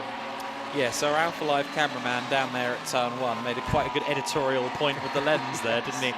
Just zoning in on the ball of spray in the midfield. That is indeed more than likely the primary obstacle here, because yes, we talk about the cars circulating, therefore clearing the track of some of its standing water, but of course, where does it go? It goes up into the air and causes all manner of visibility issues. So that is the other consideration. Still no bulletin as to the safety car coming in, but we have our fingers firmly crossed at the moment. We have at least run a few laps as well, Adam, which, yes, unlike in the Formula Winter Series race earlier on, we weren't able to do, so no points can be allocated, whereas here we've run a handful of laps as the red flag now comes out. I wonder if perhaps that was sort of the thinking. It means that this does at least officially account as a race, a points-scoring race towards the championship, whereas if they just sort of canned it after that first lap or two behind the safety car, that wouldn't have been the case. So probably quite a sensible call there from race control. It's obviously a shame. We want to see racing. The drivers want to go racing, but I suspect that was at least partly behind the decision to do what we've just seen. The rain, I think, maybe is getting a tad heavier as well. So few contributing factors. It's also getting quite dark out there now. That camera perhaps darkening things slightly down at the hairpin at turn 9, but it is certainly not getting any better out there, and we can at least now count this as a legitimate point-scoring race. Yes, exactly. The cars are to follow the safety car to the fast lane for the time being, which again suggests to me that perhaps they're not done trying to make this work just yet, which I'm a little bit surprised by, but then also I'm not, because of course the GTWinterseries in particular is arguably, along with the prototypes, our most amateur driver facing series. The GT4 has a lot of young silver drivers. The formulas, of course, are the junior single-seater competitors. But the GTWinterseries, more often than not, the pocket that funds all this is in the car, and they want all the track time they can get. Of course, some others decide, actually, I don't want this particular track time, which is why Christian Hook is currently making himself a coffee. But that is a factor to consider as well. We do want to try and get as much racing, as much, or give it as much of an opportunity as we can to actually get some green flag running in this race. And simply running around behind the safety car is wasting time. You know, that time was ticking away all the way. Okay, we could run for another 5 or 6 minutes and then decide the track's good to go, but you'll only have 6 or 7 minutes of the race left, and there's no guarantee we'll get to that point. So race control, these are the things that race control are constantly monitoring. They're not just looking for the standing water to improve or the spray to improve. They're trying to balance the need for safety with the need for, you know, giving the drivers what ultimately they paid for, which is the opportunity to go and race. So, you know, I would quite happily sit here for another half hour waiting for the track conditions to improve if it means we at least get a bit of a race in rather than trundle around behind the safety car for half an hour. The good news is that, incidentally, if that is what we end up doing, you're not needed across the road just yet. If things end now, there won't be a podium ceremony, just so you know. I can stay in the warm then, is that what you're saying? For a little bit, yeah. Excellent news. Carte blanche at the moment to remain roofed. There is the KTM pulling up once again then in the hands of Thomas Anderson. Of course, Resume More Than Racing, that's a team that we've seen a lot of in the GTWinterseries and now the GT4Winterseries over the years. That's a team incidentally running the 77 car that, of course, we saw in the wall, unfortunately, in the GT4 race earlier on. John Dillon's car there as well in the tricolor, the most Italian, aggressively Italian of the Ferraris out there. Of course, John Dillon, I mean, this is a man that you probably have some experience of as well. Great guy to talk to, and a great teammate as well there in Matt Griffin. And those two go a long way back as well, don't they? They've worked together for well, at least a decade, possibly longer. So, yeah, they certainly know each other well, don't they? That kind of car, that kind of livery, as pretty as it is, a commentator's nightmare, and indeed a spectator's nightmare, because depending on which side of the track you're stood on, it will look like a very different car. It's red on one side, green on the other, but yeah, certainly a striking livery on that Ferrari. But John, hugely experienced driver in all conditions. In fact, pretty handy in the wet, I seem to recall from some of the racing I've seen him do back in the UK. And he would certainly have been chomping at the bit, ready and raring to go. You can hear the rain pelting down from our pit lane camera, which is capturing these stunning up-close shots of the cars. Something actually, Adam, as commentators, we don't always get the chance to do is get down up close and personal with these things. And I really do urge anybody who comes to a racetrack, if you do have the opportunity to wander around the paddock, get up close to the cars, do so, because they're stunning bits of kit, much bigger than you ever realise when you look at them on TV, and much more intricate as well. You know, if you really start looking at some of the front bodywork, some of the little bits of aero, the grille there you can see down the side, that's all designed in a very specific way to channel the air onto that rear wing, and it is fascinating when you get the chance to really inspect a car like this. I mean, it's a feast for the eyes anyway. They look amazing, but it is a rolling science project, really. Every single detail matters. There's Alessio Ruffini's car. He's telling me he is wrapping it eventually. The bare carbon fibre has been something I've been lobbying for to remain during, I believe, the Lamborghini Super Trofeo season that he'll be competing in, but sadly that will soon be consigned to the annals of history. actually, funny enough, speaking of seeing the cars up close and personal, I bumped into a Fassetti Motorsport guest group earlier on who were just kind of kicking around looking for something to do. I ended up taking them on a bit of an impromptu garage tour, including the garage that Autosport Racing Lamborghini is in. And to your point, the effect and the presence of the cars for those members of public or those guests of Fassetti Motorsport really did quite clearly have a big impact on everybody. Very, very special cars, GT3 machines, Super Trofeo machines. They're always the ones that turn the most heads. Obviously, the prototypes are the ones that shout the loudest, particularly here at Barcelona with this grandstand that we are sat in at the moment, the big main grandstand.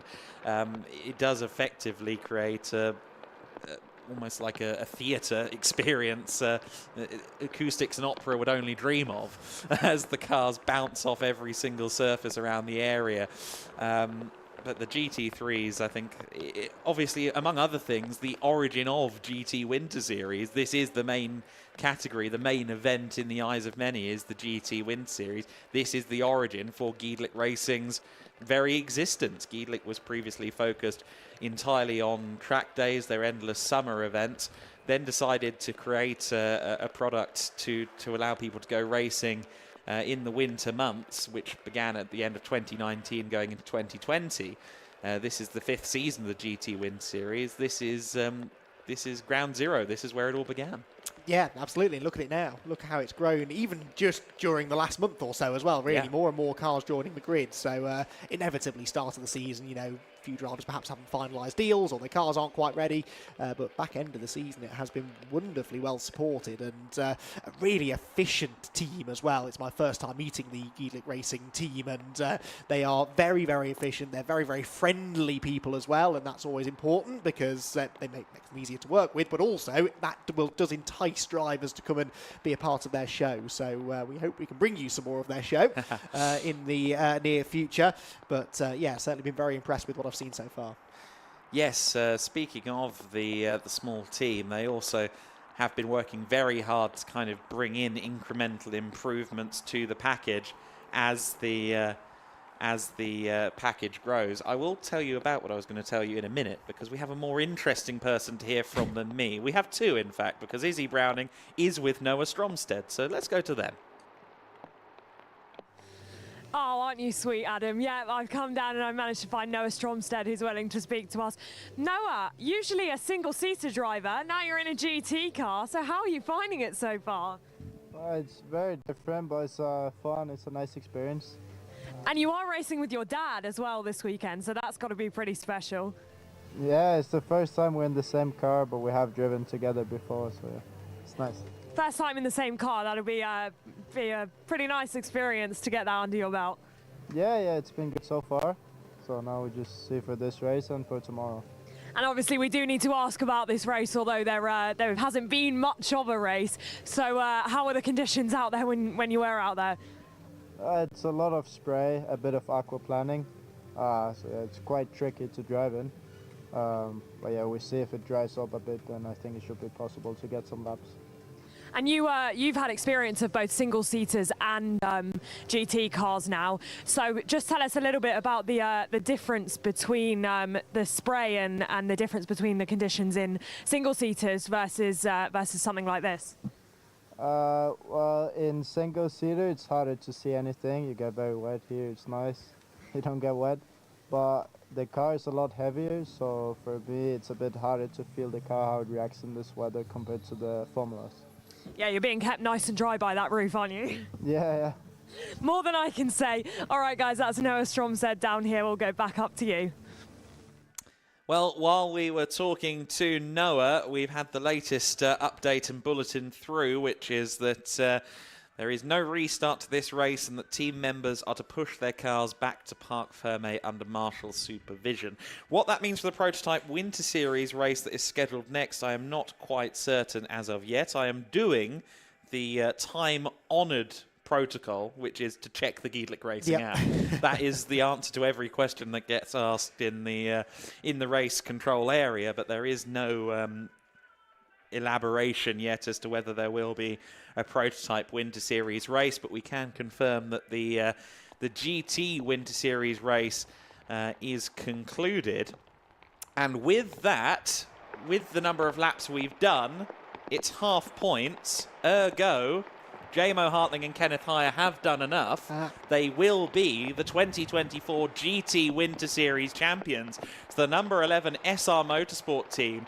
J-Mo Hartling and Kenneth Heyer scoring half points in this race for second in the standings in GT3 class will claim the 2024 GT Winter Series, despite Racar Motorsport's Leandro Martins officially sitting fifth, in the overall standings, and of course winning Cup 2. Even with a winning haul of points halved, it's still not enough to bring the championship into Sunday. So J-Mo Hartling and Kenneth Heyer, that very effective mix of experience and young talent, will be our champions. And deservedly so. They've done a terrific job all season long, really. They've obviously had the pace, but they've had the consistency too, and it is a cliche, but consistency really is what wins championships.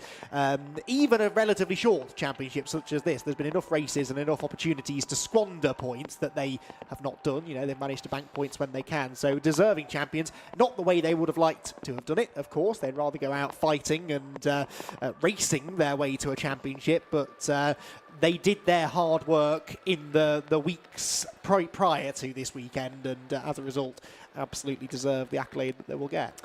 And to your point, only once this season have they finished outside of the top 5. They have finished every single race.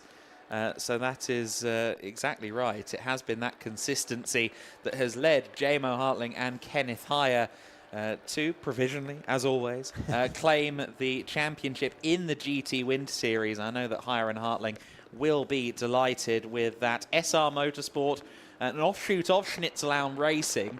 They're kind of introducing that SR Motorsport moniker, I think maybe primarily to take pity on English-speaking motorsport commentators who struggle with Schnitzelauern. Yeah, they're moving forward into international racing. I believe there's a full season to come in ADAC GT Masters for the first time after dipping toes in that water towards the end of last year, and that's great momentum for them. And not the first time that the organisation has done it either. Of course, Mikael Sander, along with Marcel Marshevix, back in 2021-2022 season, won the GT Winter Series in a BMW M240i. Of course, championship points in this series are scored in the classes, and back when we had the GT4s and just about everything else also on the same grid, that meant that that could happen even up against GT3 cars. But a huge congratulations to the organisation and, of course, to Kenneth Heyer and J-Mo Hartling. When have you ever known a team to go easy on commentators? Usually if there's a way to confuse us more, they will leap at the opportunity. Identical liveries, really difficult to pronounce names, team names that have a hidden meaning within them that may or may not get you in trouble. I've seen it all, and they will go out of their way sometimes to make our lives a little bit more difficult. There's a meaning behind Fossetti Motorsport that they will not tell me. Ooh. Which leads me to believe it might be that latter thing you said. Something that would get us in trouble. They've hinted to me, but they've never told me the meaning of Fossetti Motorsport. But that is one of the big stories as well, the fact that they came in provisionally, again, overall champions in the GT4 Win Series. So we've crowned 2 champions on a provisional basis here today. That team was effectively a piece of paper and a pipe dream in December, from what I'm told by Matt George. And here they are now, massive truck, multiple cars, ready for a full season tilt at British GT and also the GT Cup UK Championship. And yeah, it's really impressive to see that level of success so early in a team's career or team's existence.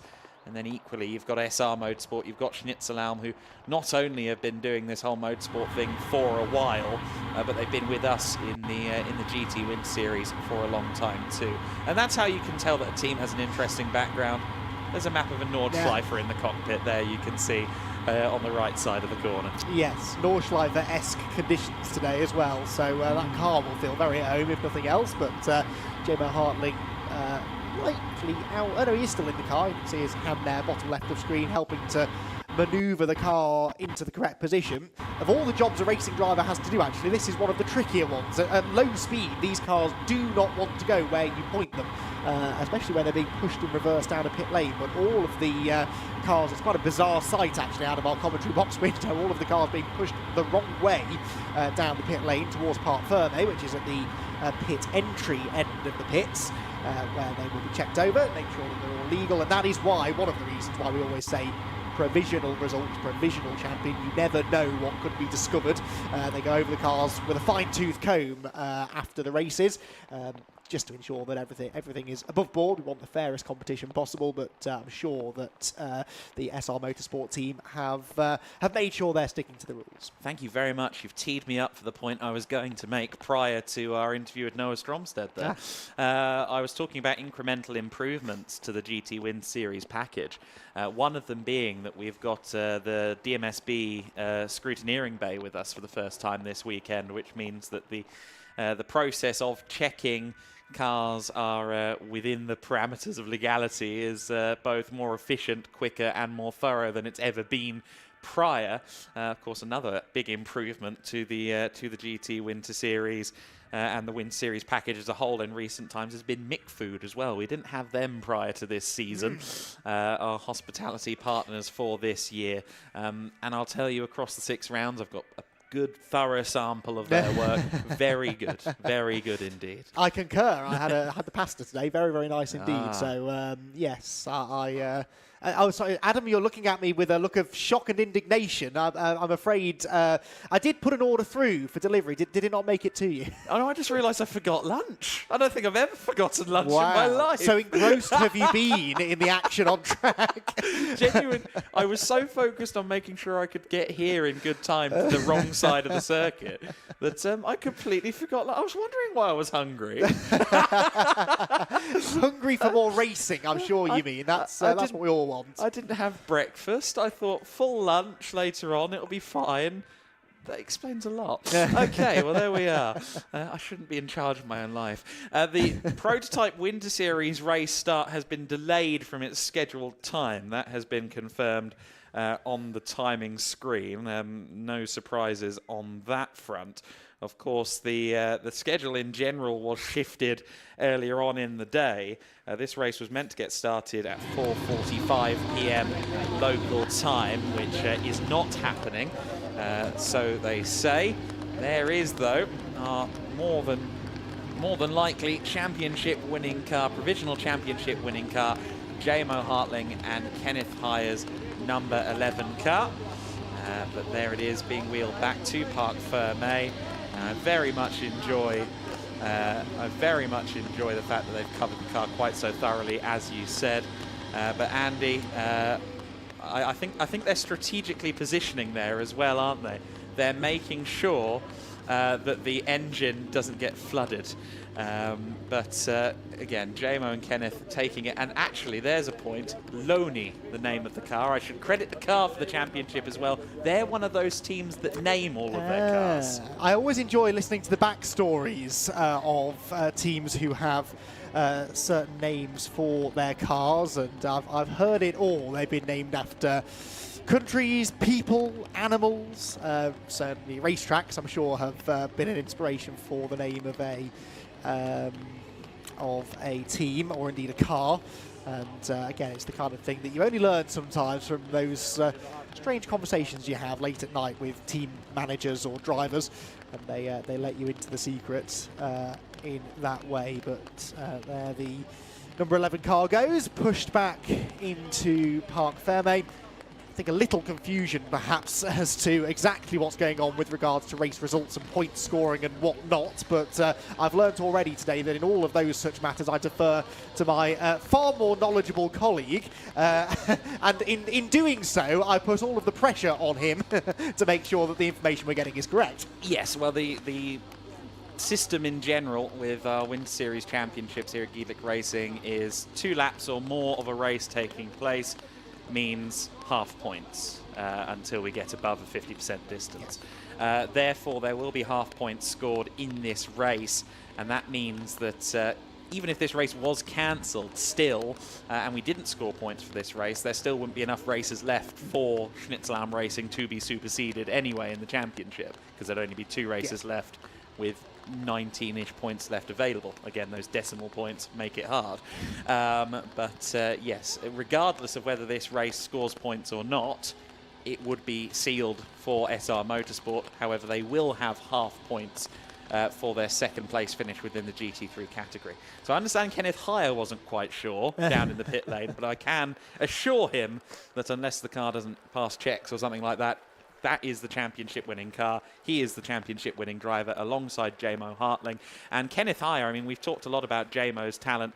Kenneth, 44 years of age, and has drove in Leon Supercopa Germany, GT Masters for a long time as well. Even the latter days of FIA GT before they separated off into the GT1 and GT2 championships. He's done just about everything there is to do. Now focuses a lot more on developing both cars and talent. And I think him getting a win in, as he called it himself, the latter 5th of his own racing career, I think that would mean a lot to him. He says that, but as we've seen in GT racing in particular, you can kind of go on and on and on and on and on, can't you? We have drivers in their 70s who are buying brand new GT2 cars to go racing around Europe in. So, it doesn't necessarily mean that he's getting towards the end of his career. I hope not, because he's quite clearly still got a lot of talent and, more importantly, a lot of passion for the sport. He wouldn't be investing so much time, effort and money into other drivers, into the team, if he wasn't still sort of, finding some serious motivation. It takes a lot of motivation to get out of bed on a wet and cold Saturday morning here at Barcelona to go and drive a car at a very wet circuit in order to try and win a Winter Series championship. So the fact he's even here proves that he's still got quite a lot invested in this, and I suspect we're going to be seeing a lot more of him in the years to come. One of the good things about GT3 cars in particular, they are very user-friendly, so regardless really of what your experience level is, you should really be able to jump into one of these cars if you've got any sort of driving ability at all, and at least get a half-decent lap time out of them. That's one of the big appeals of GT3 racing in particular. Absolutely, and of course, if you're unfamiliar with Kenneth Heyer's backstory, he is still signed to Mercedes-AMG as a driver, and kind of does a lot of development for them. He goes back to 2010 when they were developing the SLS GT3, the first Mercedes AMG GT3 product, and he was instrumental doing thousands of kilometers in that thing, and every subsequent car as well has had the Kenneth Heyer touch at some point in its development. He's very much considered a valuable asset to the Mercedes AMG organisation. And yeah, just brilliant to see that he's getting another accolade here alongside J-Mo Hartling. J-Mo, who incidentally made his GT3 car debut with us in Estoril at the start of the year. So his very first attempt at racing a GT3, he will be a champion in his first full season in a GT3 car. And he's about to do 2 free years, as in 2 complementary years, of GT3 racing within the German GTC Race Championship. He won a shootout back in October. There's an annual shootout with the prize being 2 free years of driving a GT3 car in that championship. So he's got quite the GT3 platform ahead of him. He doesn't come from the biggest financial background, so he's got quite the leg up there, quite the opportunity to show himself off to a lot of the teams that also pair that championship with GT Masters. A lot of our teams also, of course, compete in World Challenge, GT Masters, DTM, whatever it may be. So J-Mo at the moment is doing a fabulous job of putting himself in the shop window. Absolutely. And nice to hear he gets 2 years as well. I've always thought that a lot of scholarship programs, it's a 1-year program. So you throw a driver into a brand new car, a brand new championship, a brand new set of racetracks that perhaps they've not really driven much before, and then expect them to learn everything in a year. Well, you take the whole first year to learn your way around it, and then go into the second season with certainly a lot more experience. I think perhaps off the top of my head, the Porsche scholarship, one of the few that give you a 2-year program, certainly within the UK anyway. And I've always felt that that's, time and again, you see the scholarship drivers do reasonably well season 1, and then they're a championship contender the second season round. So I think that's a really sensible way to do it. It is, definitely. And you do see the occasional driver arcing back to the F4 grid that jumps in immediately and does incredibly well. Matej Guadiš has been doing that with us in Formula Wind Series. But a lot of them need a season. And I think even in single-seater junior racing in particular, that's lost on a lot of people now. It's like, why isn't he winning? Why isn't Antonelli immediately dominating F2? Well, it's because sometimes you need a moment to find your footing, even if you're the next prodigy of motorsport. It does happen. Lewis Hamilton's first year in Formula 3 wasn't that remarkable. And he almost lost his backing from McLaren and Mercedes in that period of time. It does happen. Speaking of Formula 4, actually, I will say, Keanu Alazari, who of course was a championship contender in F4 UAE over the winter months, he actually did some testing in an LMP3 car here on Wednesday and Thursday. Actually on Wednesday, and that was with Mollner Motorsport for their shootout program, and he has won himself a seat, complimentary seat in the Prototype Cup Germany series with Mollner Motorsport. So he said it to me, he's keeping his options open. He's focused on that single-seater ladder, but he also wants to get some prototype experience in, hypercar being the luscious Everglade that it is at the moment for drivers. Keanu, a very, very hot prospect. And yeah, that's a big. I think Mollner Motorsport will be as happy with that, even though they're giving away the seat, as Keanu himself. I believe the entry fee for people in the shootout was €5,000. They got track time at various of our events in the last few months, and now at Barcelona as well. And for €5,000 investment, Keanu has got himself a full seat in Prototype Cup Germany. Wow, and that is, as you quite rightly said, the place to be really now. I think a lot of drivers are realising if you want to make money out of this and you want to be successful to the very highest level within single-seaters, there are probably 20 drivers in the world who are achieving that right now, and they are the 20 drivers lining up on the Formula 1 grid.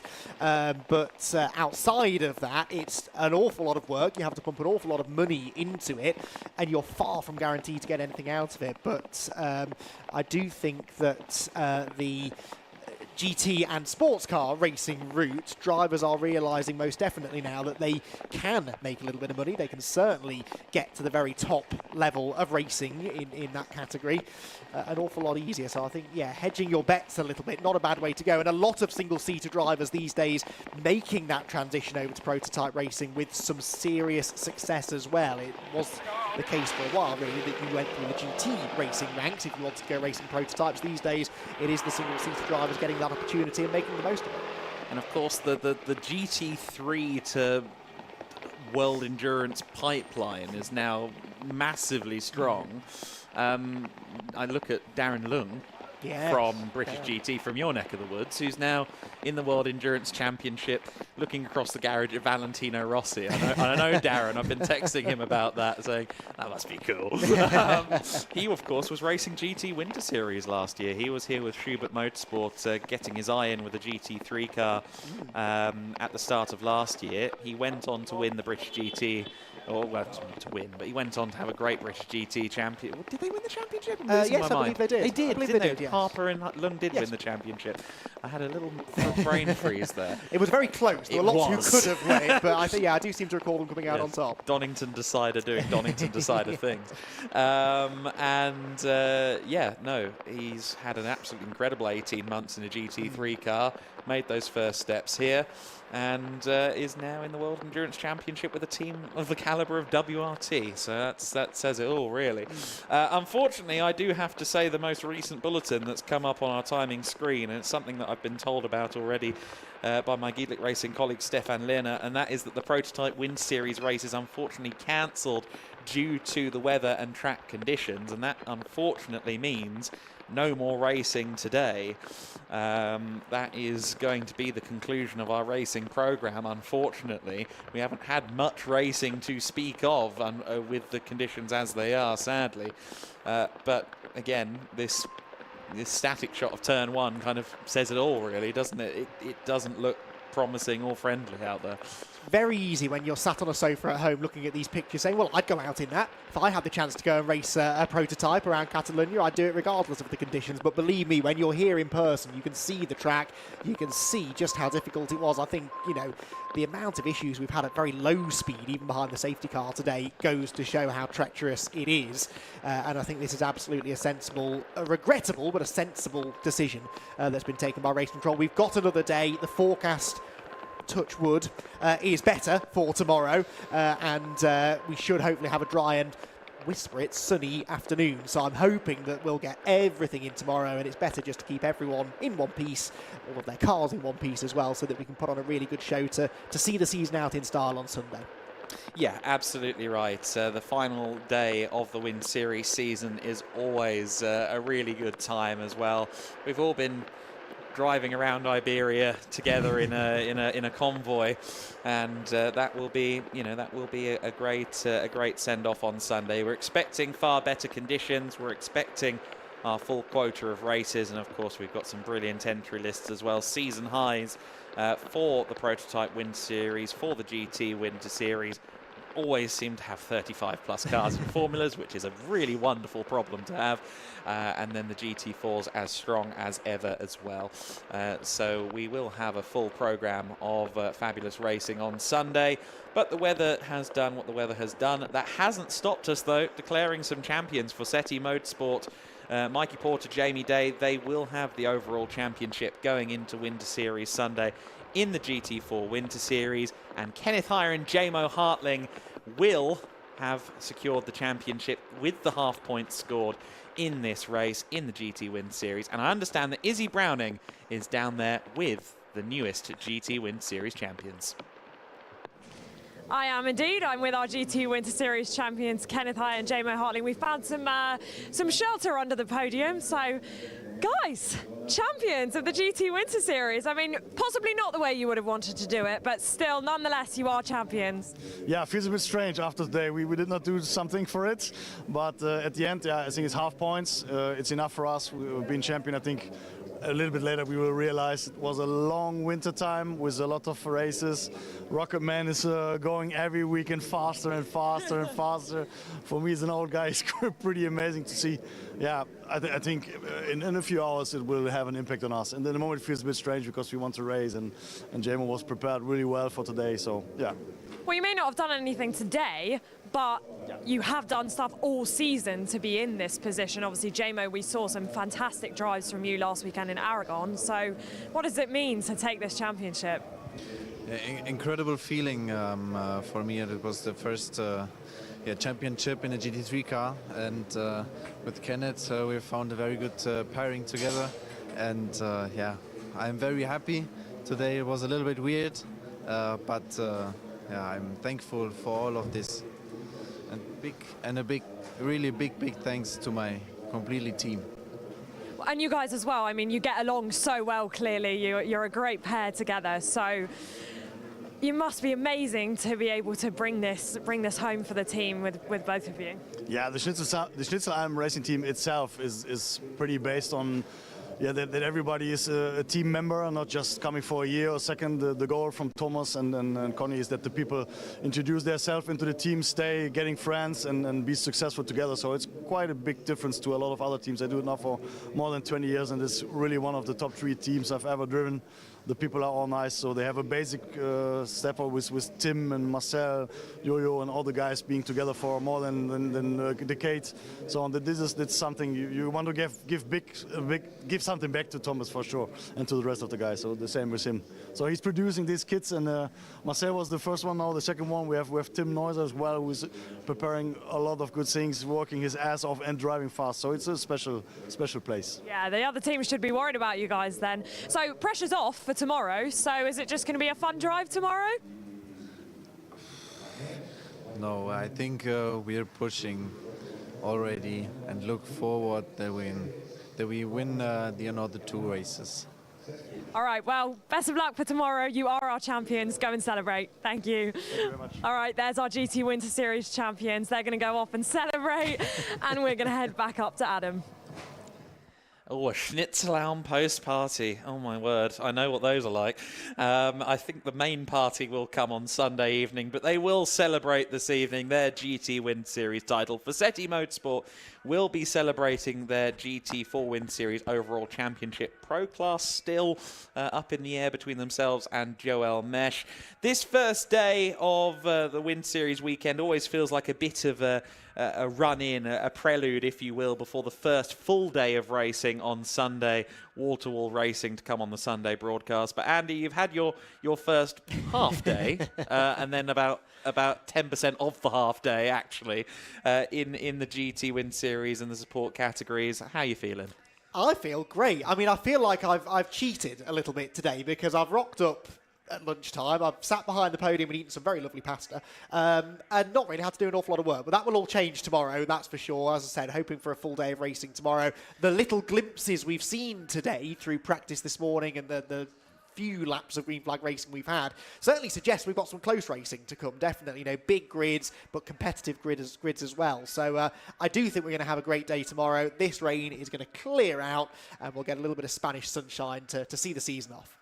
Exactly. Well, with our cameramen thankfully given a reprieve from the wet conditions, they're all headed back to base and then back to the hotel. We are going to do much the same.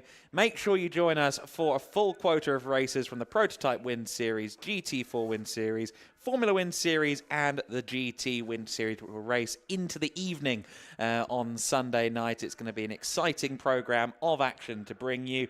Of course, no Grand Prix on Sunday evening either, so more and more reason to join us on Sunday for the final day of the GEDLICH Racing Win Series. But for now, from myself, Adam Weller, from Andy McEwen alongside me, and Easy Browning, hopefully already drying off in the office. Have a great evening, and we'll see you again tomorrow, bright and early, for all the action.